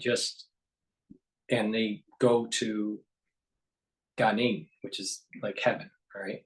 Or the Garden of Eden. There's different levels of Garden of Eden, and if you're never done anything wrong, then you would go to the highest level. That's how this whole metaphysical model works, right? For the one that is spiritual but has done some things wrong, when their soul, when they died, some of the soul stays with the body, and a part of some of the souls leave the body, and they come back down to the body. They're forced back down to the body after so many days. I think it's 3 days, and then they're rotated up, and then it's flogged, and then after so many days of that, I think it's 7 days or 8 days, something like that, and then they go to, if they are decent and not so bad, then they don't have to go to Gehenna, and that just the flogging in the grave, the torture in the grave, was enough to purify their soul to go to Gan Eden, to heaven. All right. For the ones that are somewhat bad, they have to go through additional cleansing process, and depending on how bad, depends on what level of hell or Gehenna you go. So most people have to do this torture in the grave, right? And then they're, depending on how bad, depends on what level of Gehenna they're in. Now, during this Gehenna process, in the time frame for us, because everything's relative in terms of time and space, right? It's about 10 months. All right. Or 11 months. 11 months, I think it is. So 11-month process. But not everyone has 11 months. And the 11 months is our time reference, Earth time reference. It could mean that Gehenna is a lot longer in its reference because of this, maybe time slows down or speeds up. So just got to keep that in mind, that the time in Gehenna may be 11 months, but it's 11 months of our time and not necessarily of Gehenna time. So what does that mean? Is it fast or slow? So a lot of people are saying it's slow, and that, it could be, it could stretch out, seem from the Gehenna perspective, it may stretch out to 150 years. And if you're at the deepest level of Gehenna, you have to go to each level of the 7 before you get into Gan Eden, because the soul is so defiled that it has to go through so many different cleanses to be able to be a pure light, the soul to be pure. Now, this is written in the Zohar. This is written in a lot of commentary of what it goes on with the soul. And why do I say this in this context? We are seeing a glimpse of what mankind does to man and what God will do to the soul. Now, that's an important point that I'm making here. And just let that sink in. Most of us will be tortured in the grave and also have to go through some sort of cleansing in Gehenna. And it is way worse than anything that we have seen with man versus man. Way worse. Even though this is pretty bad. What's going on? And Israel's wrong. But what's going to be happening in Gan Eden, or what's going to happen in Gehenna to get to Gan Eden is a lot worse. A lot worse. So just let that sink in. That God is giving us a little hint of what he will do to our souls through our actions. Now, I'm pretty sure you haven't heard that from anybody unless you're a Kabbalist.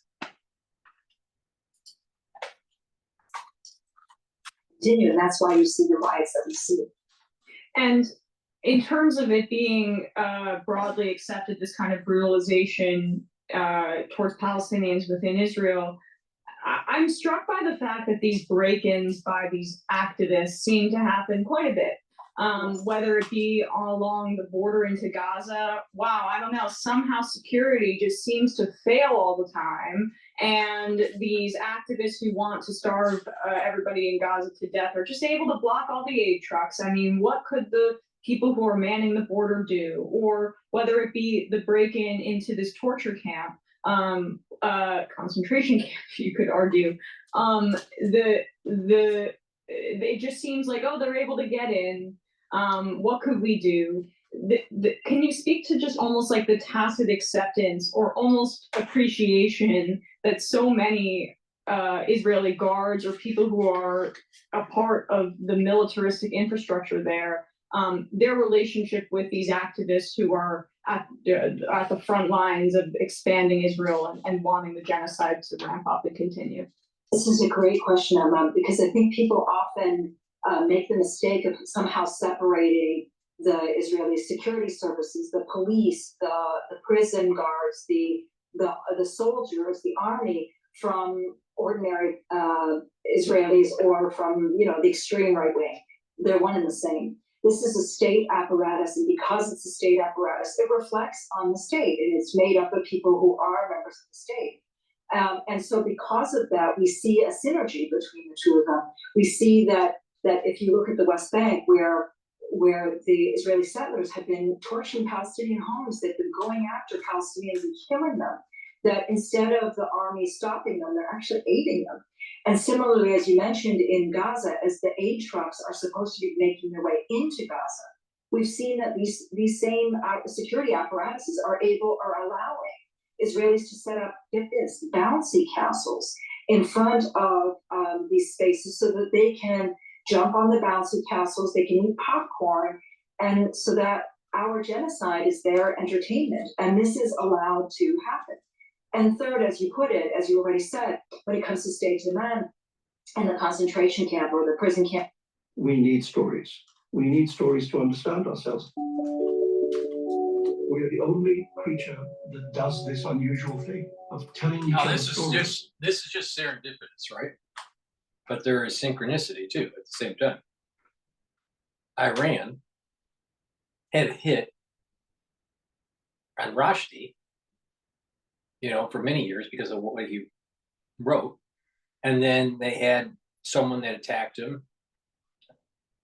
few years ago and took out his eye. So to think that that the Muslims are peaceful, they're not. All right, but that doesn't mean all Muslims are that way, because they're not. There's some that are peaceful, but we got to. You have this kind of behavior on both sides up to a certain point, and both sides will do atrocities.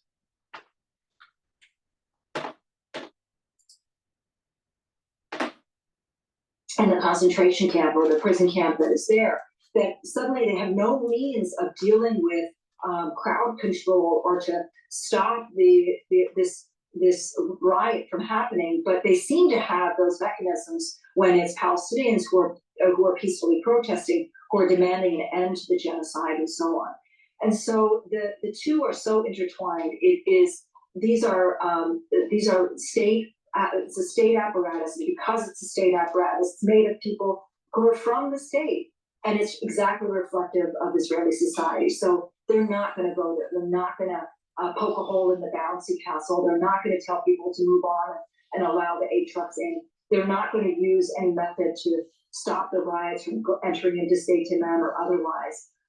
They're not going to stop the settlers from torching Palestinian homes. They're working together rather than opposed to one another. And the other kind of hand that's doing the other aspects of maintaining the genocide is also playing up the threat of other nations within the Middle East to Israel's security. And, what we saw, I guess, over the past 48 hours with the assassination of one of Hamas's longtime leaders, Ismail Haniyeh, who, my understanding, he was considered one of the more moderating forces within Hamas as opposed to Sinwar, and this was done within Tehran, so in Iranian sovereign space. This was also hours after there was an airstrike in Beirut. Also, again, that's you're supposed to, this is not Israel's country, but apparently they can do airstrikes wherever they want. That killed a Hezbollah commander, but also injured others. The United States denied any involvement, but this is so clearly an effort by Benjamin Netanyahu to, one, get some sort of, I think, aesthetic victory as Israeli society is kind of crumbling around him, and two, to undermine the ceasefire talks, which he has been doing, and Haaretz and other reporters have. You can't have both sides of the fence here. You said that the right wing is in this, that the Israeli population in general is so, so for the war, right? Which he's wrong. I mean, there's also the left that's pushing back. All right, but she said that it's so ingrained in the Israeli population that Israel is this warmonger. All right, but then she's asking a question, and the society around Netanyahu is crumbling. And that Israel is totally against him. Well, which is it? Now, what it's really like is that you have two factions in Israel that are fighting each other. It's like a civil war that's going on between the religious and the non-religious, or the conservative or the ultra-liberal. And, there's an infighting that's going on with Israel on top of the spiritual energy where the Temple Mount's going to be rebuilt. And you add in the red heifers and all this other stuff that's going on. There's an energy flux that's happening, and it's anything in the world that you start to see a movement.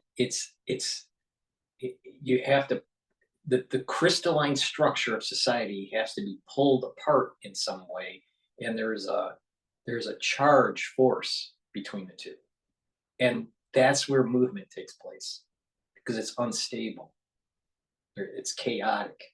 There's an energy flux, and that's what you're seeing. You're seeing an energy flux within the Israeli population that allows for this metaphysical component to manifest.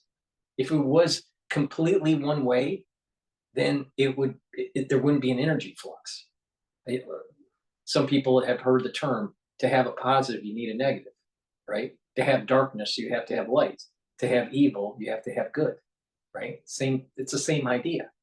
There's a flux that's happening because of this polarization within Israel, all right? That's what's really happening. But a few minutes ago, she was saying that Israel's homogenous in terms of how they, for the war effort, and the atrocities that are going on in the prisons, and that there's no real difference between ultra liberal and the far right. Well, that's not true. Proof positive. How could she construct this question that she's bringing up? I mean, this is, people need to be really discerning about how the media is spinning. Now, it could be that she just has goldfish memory and doesn't know much. I don't know. But let's just rewind it a little bit. But this is so clearly an effort by Benjamin Netanyahu to, one, get some sort of, I think, aesthetic victory as Israeli society is kind of crumbling around him, and two, to undermine the ceasefire talks, which he has been doing, and Haaretz and other reporters have highlighted this. He has been doing this now for 7 or 8 months, undermining any ceasefire process. Can you speak about that and how this is just such a farce at this point? The bigger question is the society crumbling, or is it coalesced to a certain direction? You can't have both. What is it? The reality is that you have this flux that's going on between the ultra liberal and the conservative in the country, and that energy flux is bringing down the spiritual energy. These people just undermine the ceasefire talks. So I think what's important to step back. If Israel were truly interested in having the Israelis return, the Israeli captives return, they know that the only way that can be done is if there is a ceasefire and if Israel releases Palestinian political prisoners. They've known this from the first day, and we're on now day 300. It's become clear that the only way that Israel can release large numbers of this. Why are the Hamas dictating the terms of, quote, ceasefire or surrender? Israel should be dictating the terms. See, this is where the fundamental issue is. This is where the fundamental issue is, right here.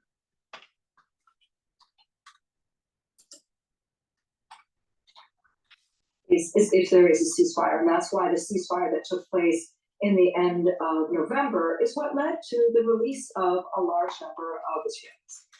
But and despite the fact that he knows this, it's become clear that he doesn't care about the Israelis at all. Quite the contrary, because what he's doing is he is constantly just amping up this genocide, and not just a genocide that is in Gaza, but he's also attacking Lebanon. He's also now attacked Iran twice, because he just doesn't care about the Israelis. But more than that, he wants to set the entire region aflame so that he can stay in office. Yep. The public opinion polls are showing that wrong. What is happening is there's a spiritual energy coming down where it's moving towards the biblical boundaries. He is one of the conduits for this spiritual energy.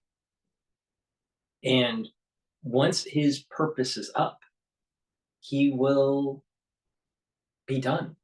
Maybe he dies. Maybe he just goes off into the sunset. I don't know. Maybe he gets convicted.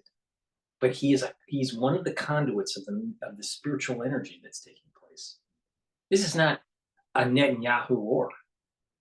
This is a change of this is an inflection point of human history that has been written down for thousands of years.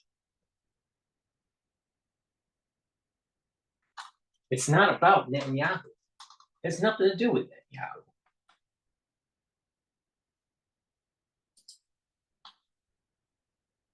Israelis do not want him any longer. That if anything, he's going to be the one who's held to account, not just for what happened in October, but for his corruption that predated October. And so they're done with him. And so he knows that. And because he knows that, he's willing to set the region on fire in order to stay in power.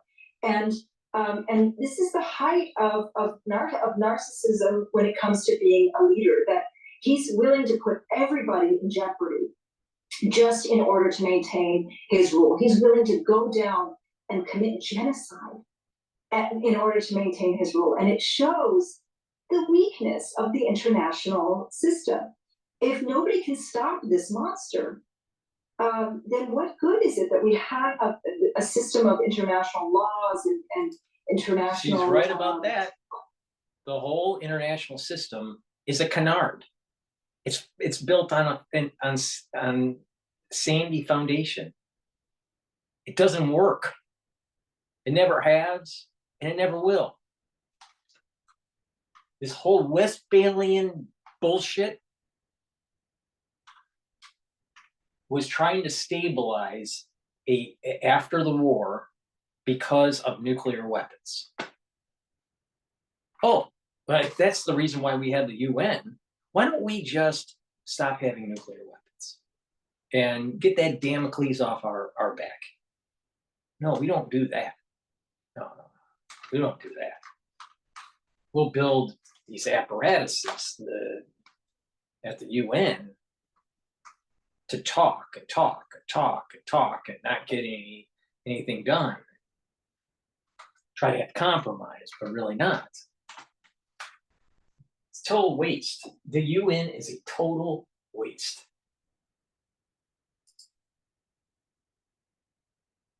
And so on, when he's proven that all he can do is do whatever he wants and set the region on fire, because that's what's going to keep him in office and that's what's going to keep him popular. In terms of setting the region on fire, Bradley, can we show this footage of what's coming out of Iran? This is a procession for a funeral for Ismail Haniyeh. I'm sorry, I'm terrible about pronunciations. I'm catching it from Sam. That's who I'm blaming on. But this was some footage, and this is confirmed by CNN that the funeral procession was quite large of for the Hamas leader in Iran here. Think about a child you love. Now take away their clean clothes, access to water, and the roof over their head. Take away their safe route to school.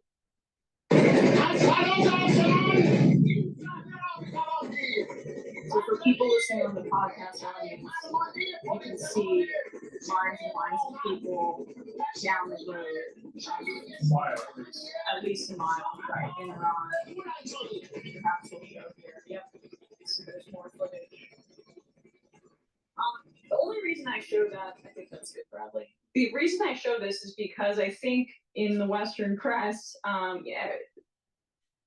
there is this incredible arrogance about what we should be doing, what we're allowed to do to a region that should be sovereign, that should be able to have democracy, to self-actualize, to have dignity, and how with our continued support for the Zionist project, the United States delegitimizes itself to millions and millions of people. And that's why this is such a precarious moment here with Benjamin. She totally does not understand the soul root of Jacob, the soul root of Esau, and the soul root of Ishmael. And Ishmael is aligning with Jacob. Now, it gets a little complicated because some nations have a little bit of Esau. So there's a part of Esau's soul root that actually does repentance, that does teshuvah, and aligns with Jacob. And there's another part that doesn't, that gets eliminated. Now, that's been written down for thousands of years. This part that gets eliminated is the Hamas, Hezbollah, and Iran soul root. I don't understand why they don't see this. It's not as simple as the Zionist project. That's such a dumb way of framing it.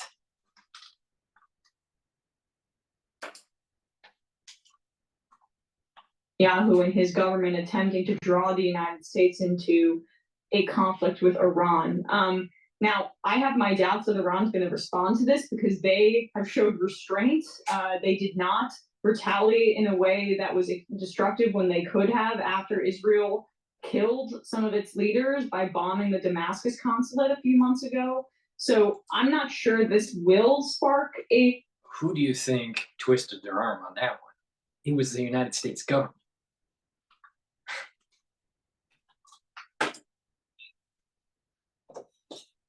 Regional war, because of the United States also doesn't want it, even though they want to support Israel.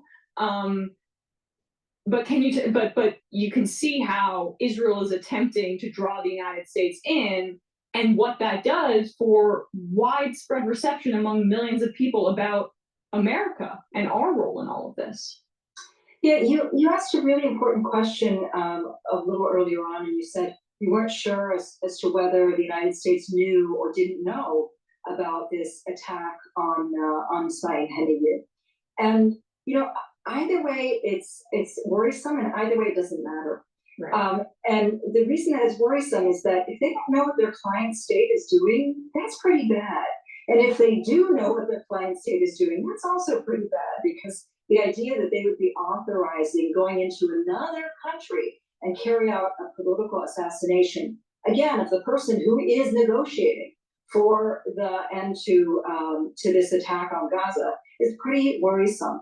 And at the same time, it also doesn't really matter, because it's become proven that it's Israel that's calling the shots, not the United States. This was clear when Netanyahu went to Congress just last week, and he was very clear in saying that he's the boss. He's the one who's doing everything. In fact, he said to Biden, What if it's not Israel that's the boss, nor the United States, nor Iran, nor the Palestinians? Maybe the boss is God, and that God, through his infinite wisdom, is going to curse and bless certain types of people. And maybe even at the same time, what I'm noticing is that a lot of things in the Middle East are chaotic. And through this chaos, there is an emergent behavior that comes out that no one expected. Kind of a black swan kind of thing. An emergence that takes place. That something negative, very negative, emerges something very positive. Something that's tumultuous emerges something that's very serene. All right?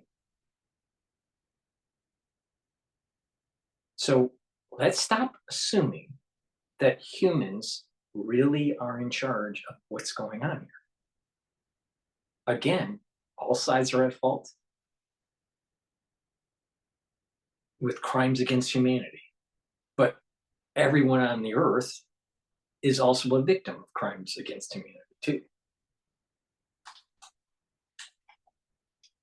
I think we are putting not enough emphasis on the divine and how certain events are moving into a certain direction that was predicted thousands of years ago.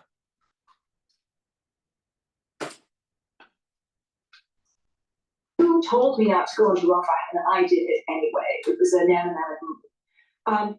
But I think that the issue about whether the U.S. is being dragged into this, you're absolutely right.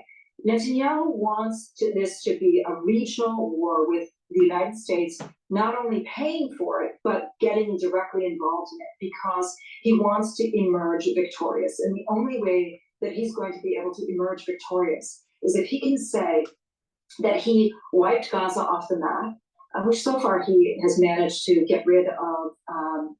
He's managed to destroy the largest Palestinian city, which is Gaza City. He's made the Gaza Strip unlivable.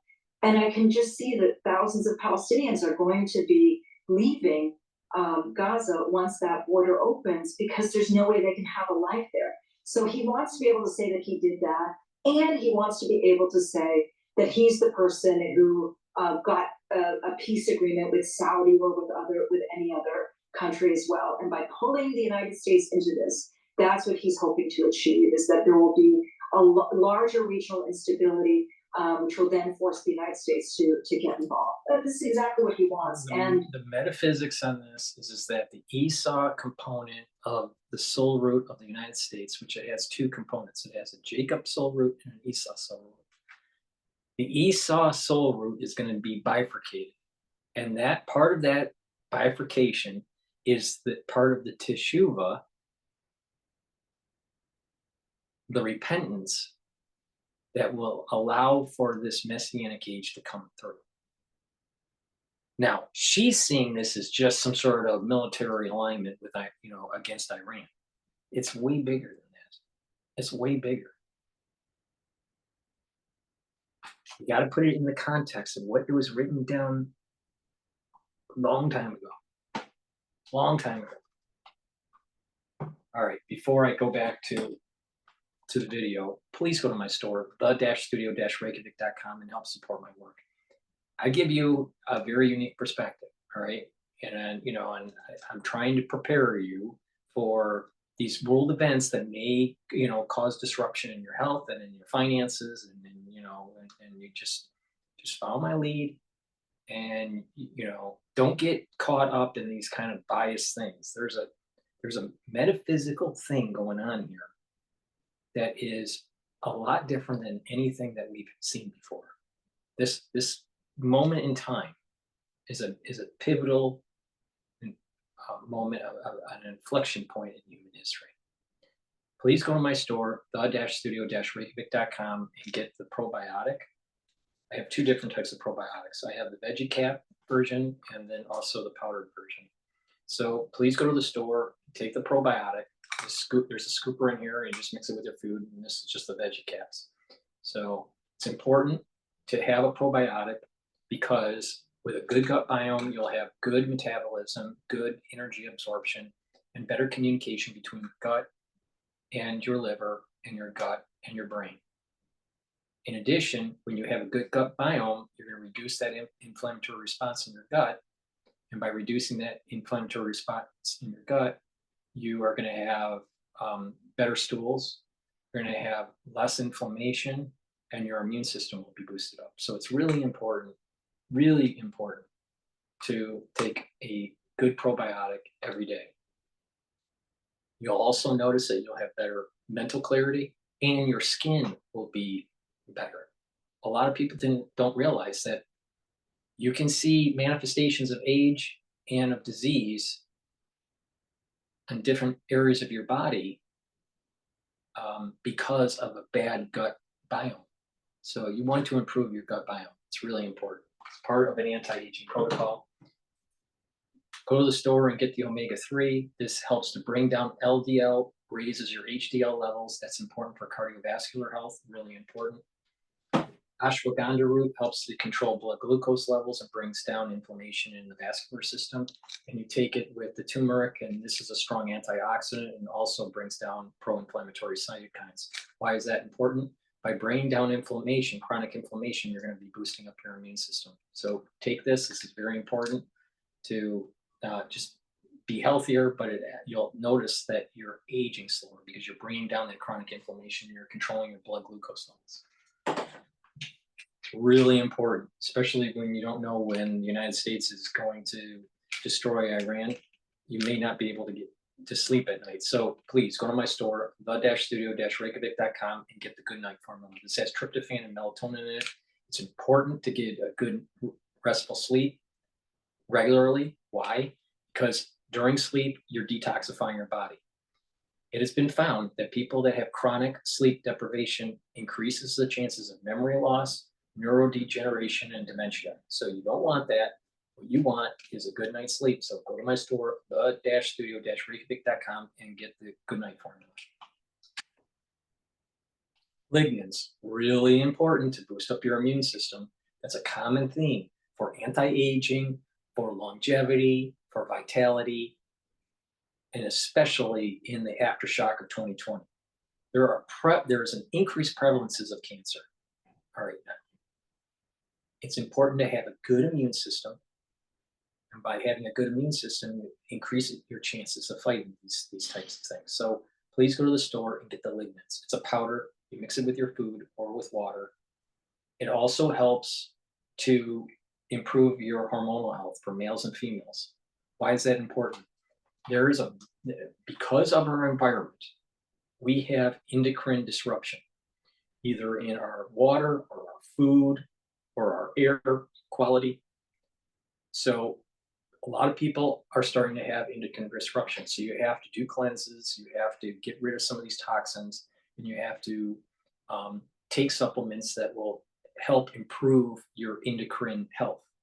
Taking lignans will do that. This helps with hormonal health, really important. All right.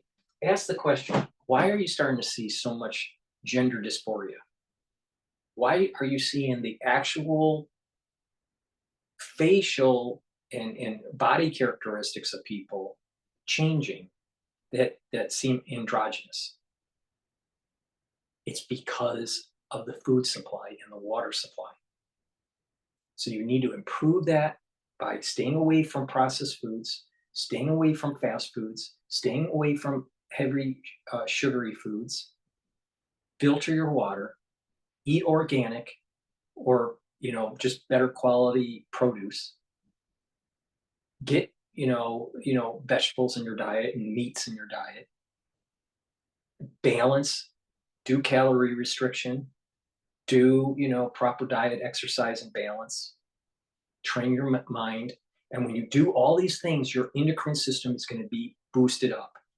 So proper supplementation and all these other things that I'm telling you. And you're going to start mean reverting back to your youthful self.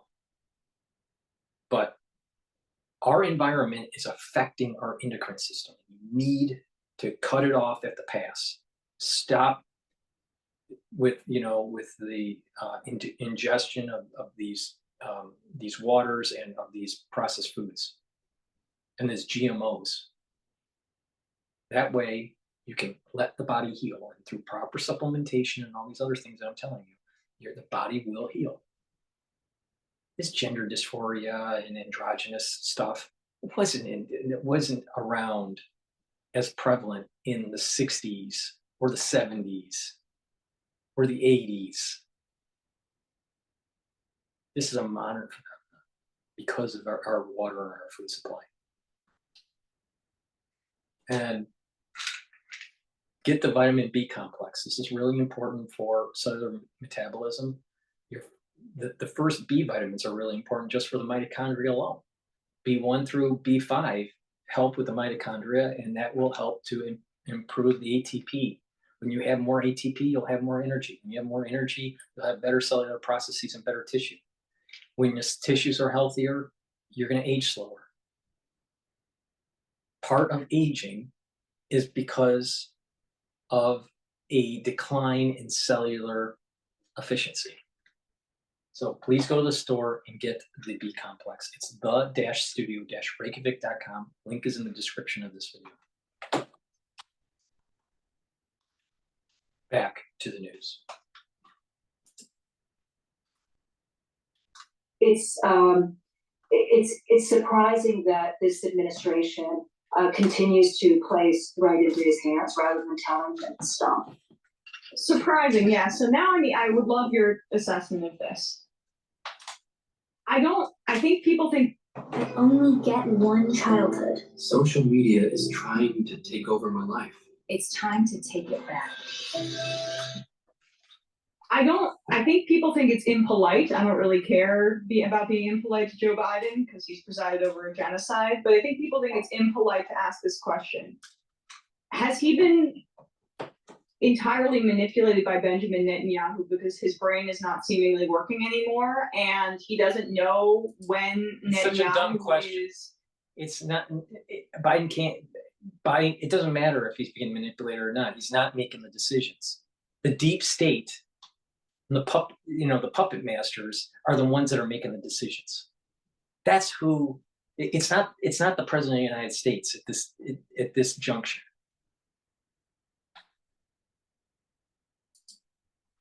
And that's done by the lobbying groups. Humiliating him on the public stage. Like I'm only speaking about self-interest from a political perspective, about not getting humiliated, about trying to have some dignity. I mean, all these politicians have enormous egos.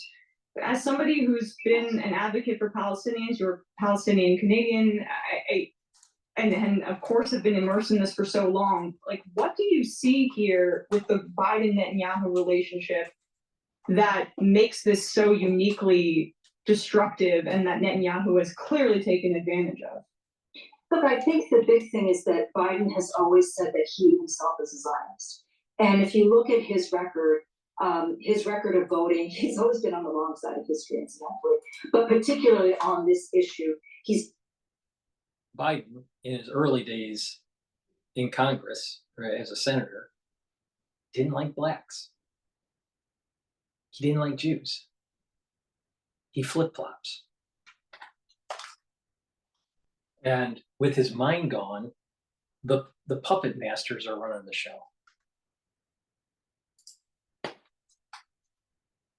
Always stood shoulder to shoulder with Israel because he is a Zionist. Now, since he authorized the genocide back in October, I think that he has not only continued to dig his heels in, but I think he's dug his heels in even knowing that this would eventually cost him the election. I think that it's a mistake to think that Joe Biden stepped down and isn't going to run just because of his age. But I think that there were other factors as well, that when you look at younger voters and people who are... His ego, he wanted to run. He was pushed out because everyone realized that his mind's gone and that we don't have a real president. And that there was a major cover-up in the Democratic Party and by the cabinet. And the chiefs of staff, the Joint Chiefs of Staff.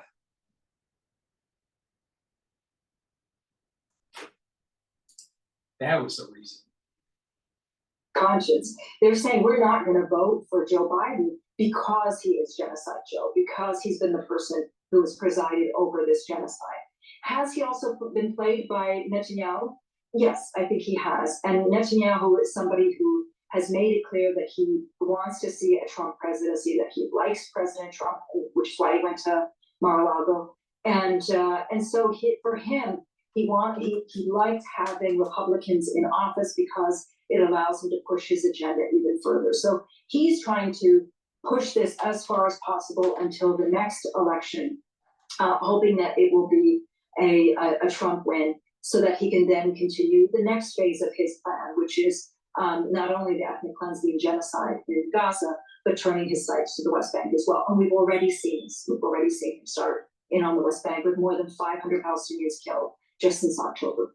And Smotrich being in charge of that, and also basically removing military authority and just having the settler gangs that he's a part of being now the primary authority in the West Bank's a part of that as well.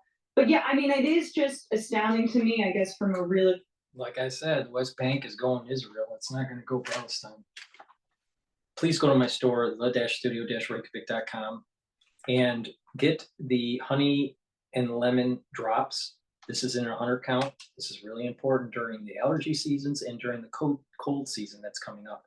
There's an uptick in pathogens that cause the cold, influenza and other pathogens.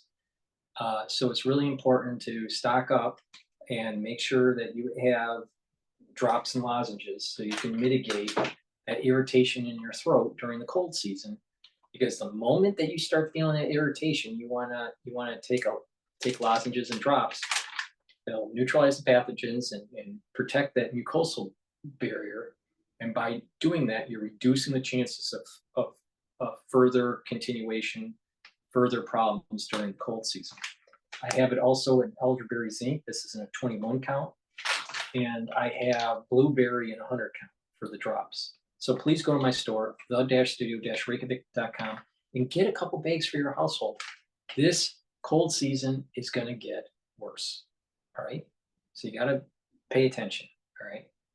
The surveillance for the pathogens that were popping up in 2020, there's a ramp up. I don't want to say it because I want to keep the video up. And influenzas are up. So, this year, could be problematic.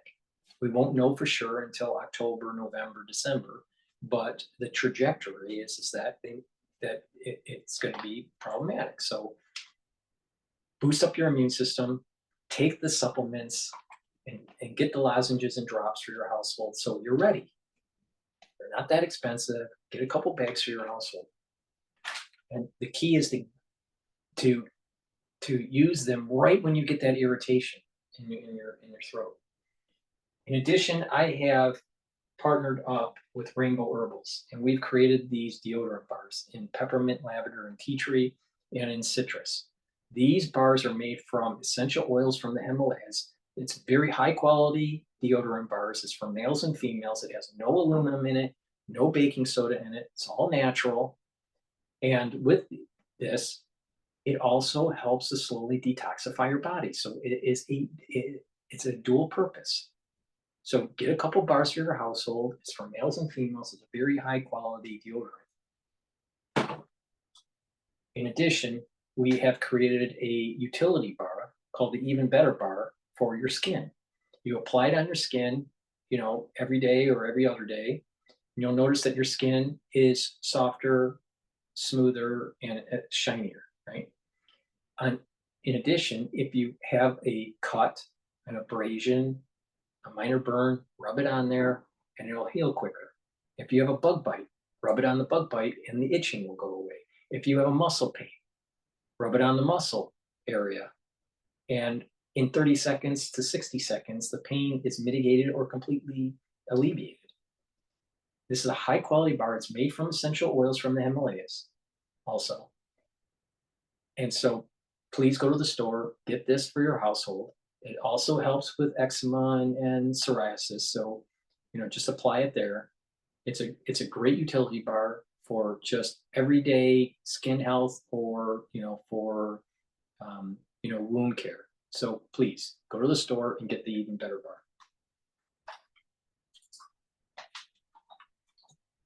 Bar. $40,000-foot view that Biden's emotional attachment to a Zionist project, which is a colonial project, and one that is inherently involves murdering since 1967, since 1948. It's been about ethnically cleansing and ruining millions of lives. How one can rationalize that through racism and still have an emotional connection and idealize that project in the year 2024, that's the thing that I can't put myself in that mindset. And even to tank your own electoral chances, knowing that it's this much of an emotional project for you. And I don't know. Diana, your final thoughts there. You're absolutely right. I don't think that people realize what Zionism has meant for Palestinians and what it has done to Palestinian lives, Palestinian land, Palestinian bodies. When people try to downplay it and somehow talk of it in its nice and virgin, or even they try to kind of say that it's like, it's got many faces. No, there's really only one face, and that's the face that I and so many other Palestinians have lived with, which is a settler colonial movement that aims to remove us from our land, and in the process of removing us, erasing us, it's violent on every single level, and to somehow buy into this violence and think that this is okay is really, it's not even troublesome is the word, but one would expect that in the year 2024 that there would be a wake-up call. Neil Ferguson said it best during one of his questions that he was taking from the audience, or maybe it was from the moderator, but he was taking a question, I think it was from the audience, about Palestine, right, and the Israel conflict. And he stated, not every country nor every people deserve a nation. And if you can't win the war, you don't deserve the nation. So it's about war. It's about being able to stand up and fight for it. That's how any country is. So if the Palestinians can't win, they don't deserve it. Not everybody deserves a country. And I think that wisdom that he has, because he's a historian and he has a lot of wisdom, all right? I think it was the best way to approach it. He's Scottish, right? He was born in Scotland. And he said that even the Scots couldn't hold their land, and they were subsumed by England. And even the Scots didn't deserve the land, didn't deserve their own country, a separate country, because they lost. The same thing that's going on with Palestine. If they can't win, they don't deserve it. It's really that simple. It's a war dictates, war, economics, technology, that dictates the boundaries of a country. So let them have it. Let the war be, let it be all out war in that region. So there'll be homeostasis, because it's better to have it now than later, that this larger war later, when there's more unconventional means of warfare. This should have been happening in the 70s, where it was a lot safer to do and a lot less destruction. But no, the international community wouldn't let that happen.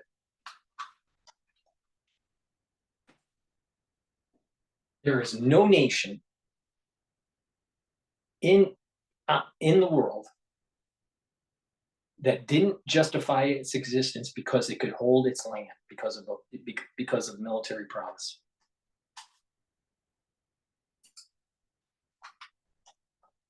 To ask Palestinians, what's it like to live under Zionism? What is it like to live under this settler colonial regime? And we can easily just point to what Israel is doing in Gaza, because that is what Zionism is about. It's about killing Palestinians. It's about erasing them. It's about destroying their homes, taking over their land, and pretending that somehow everything is lovely. It's a project of Jewish supremacy at the expense of Palestinians who are the indigenous people, and it's terrifying and really must come to an end. Diana Boutou, Palestinian lawyer, former advisor to the negotiating team of the Palestinian Liberation Organization. Diana, any place else there where people can find your work that you'd like to plug here?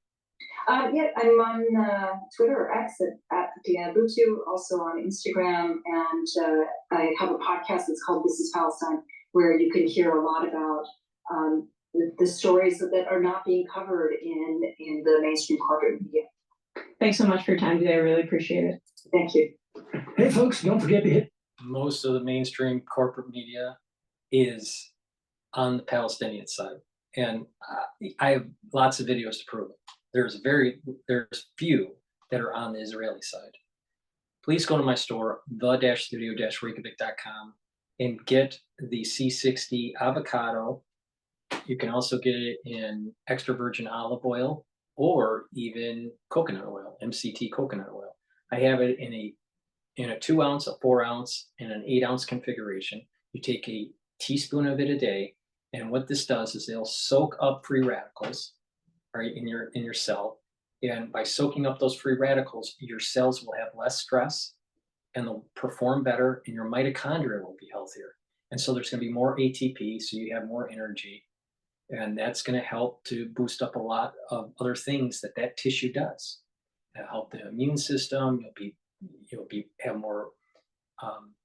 more vibrant. You have more vigor, more vitality. And when you do this on a regular basis, you'll have compound effects, and you'll notice that you're aging slower.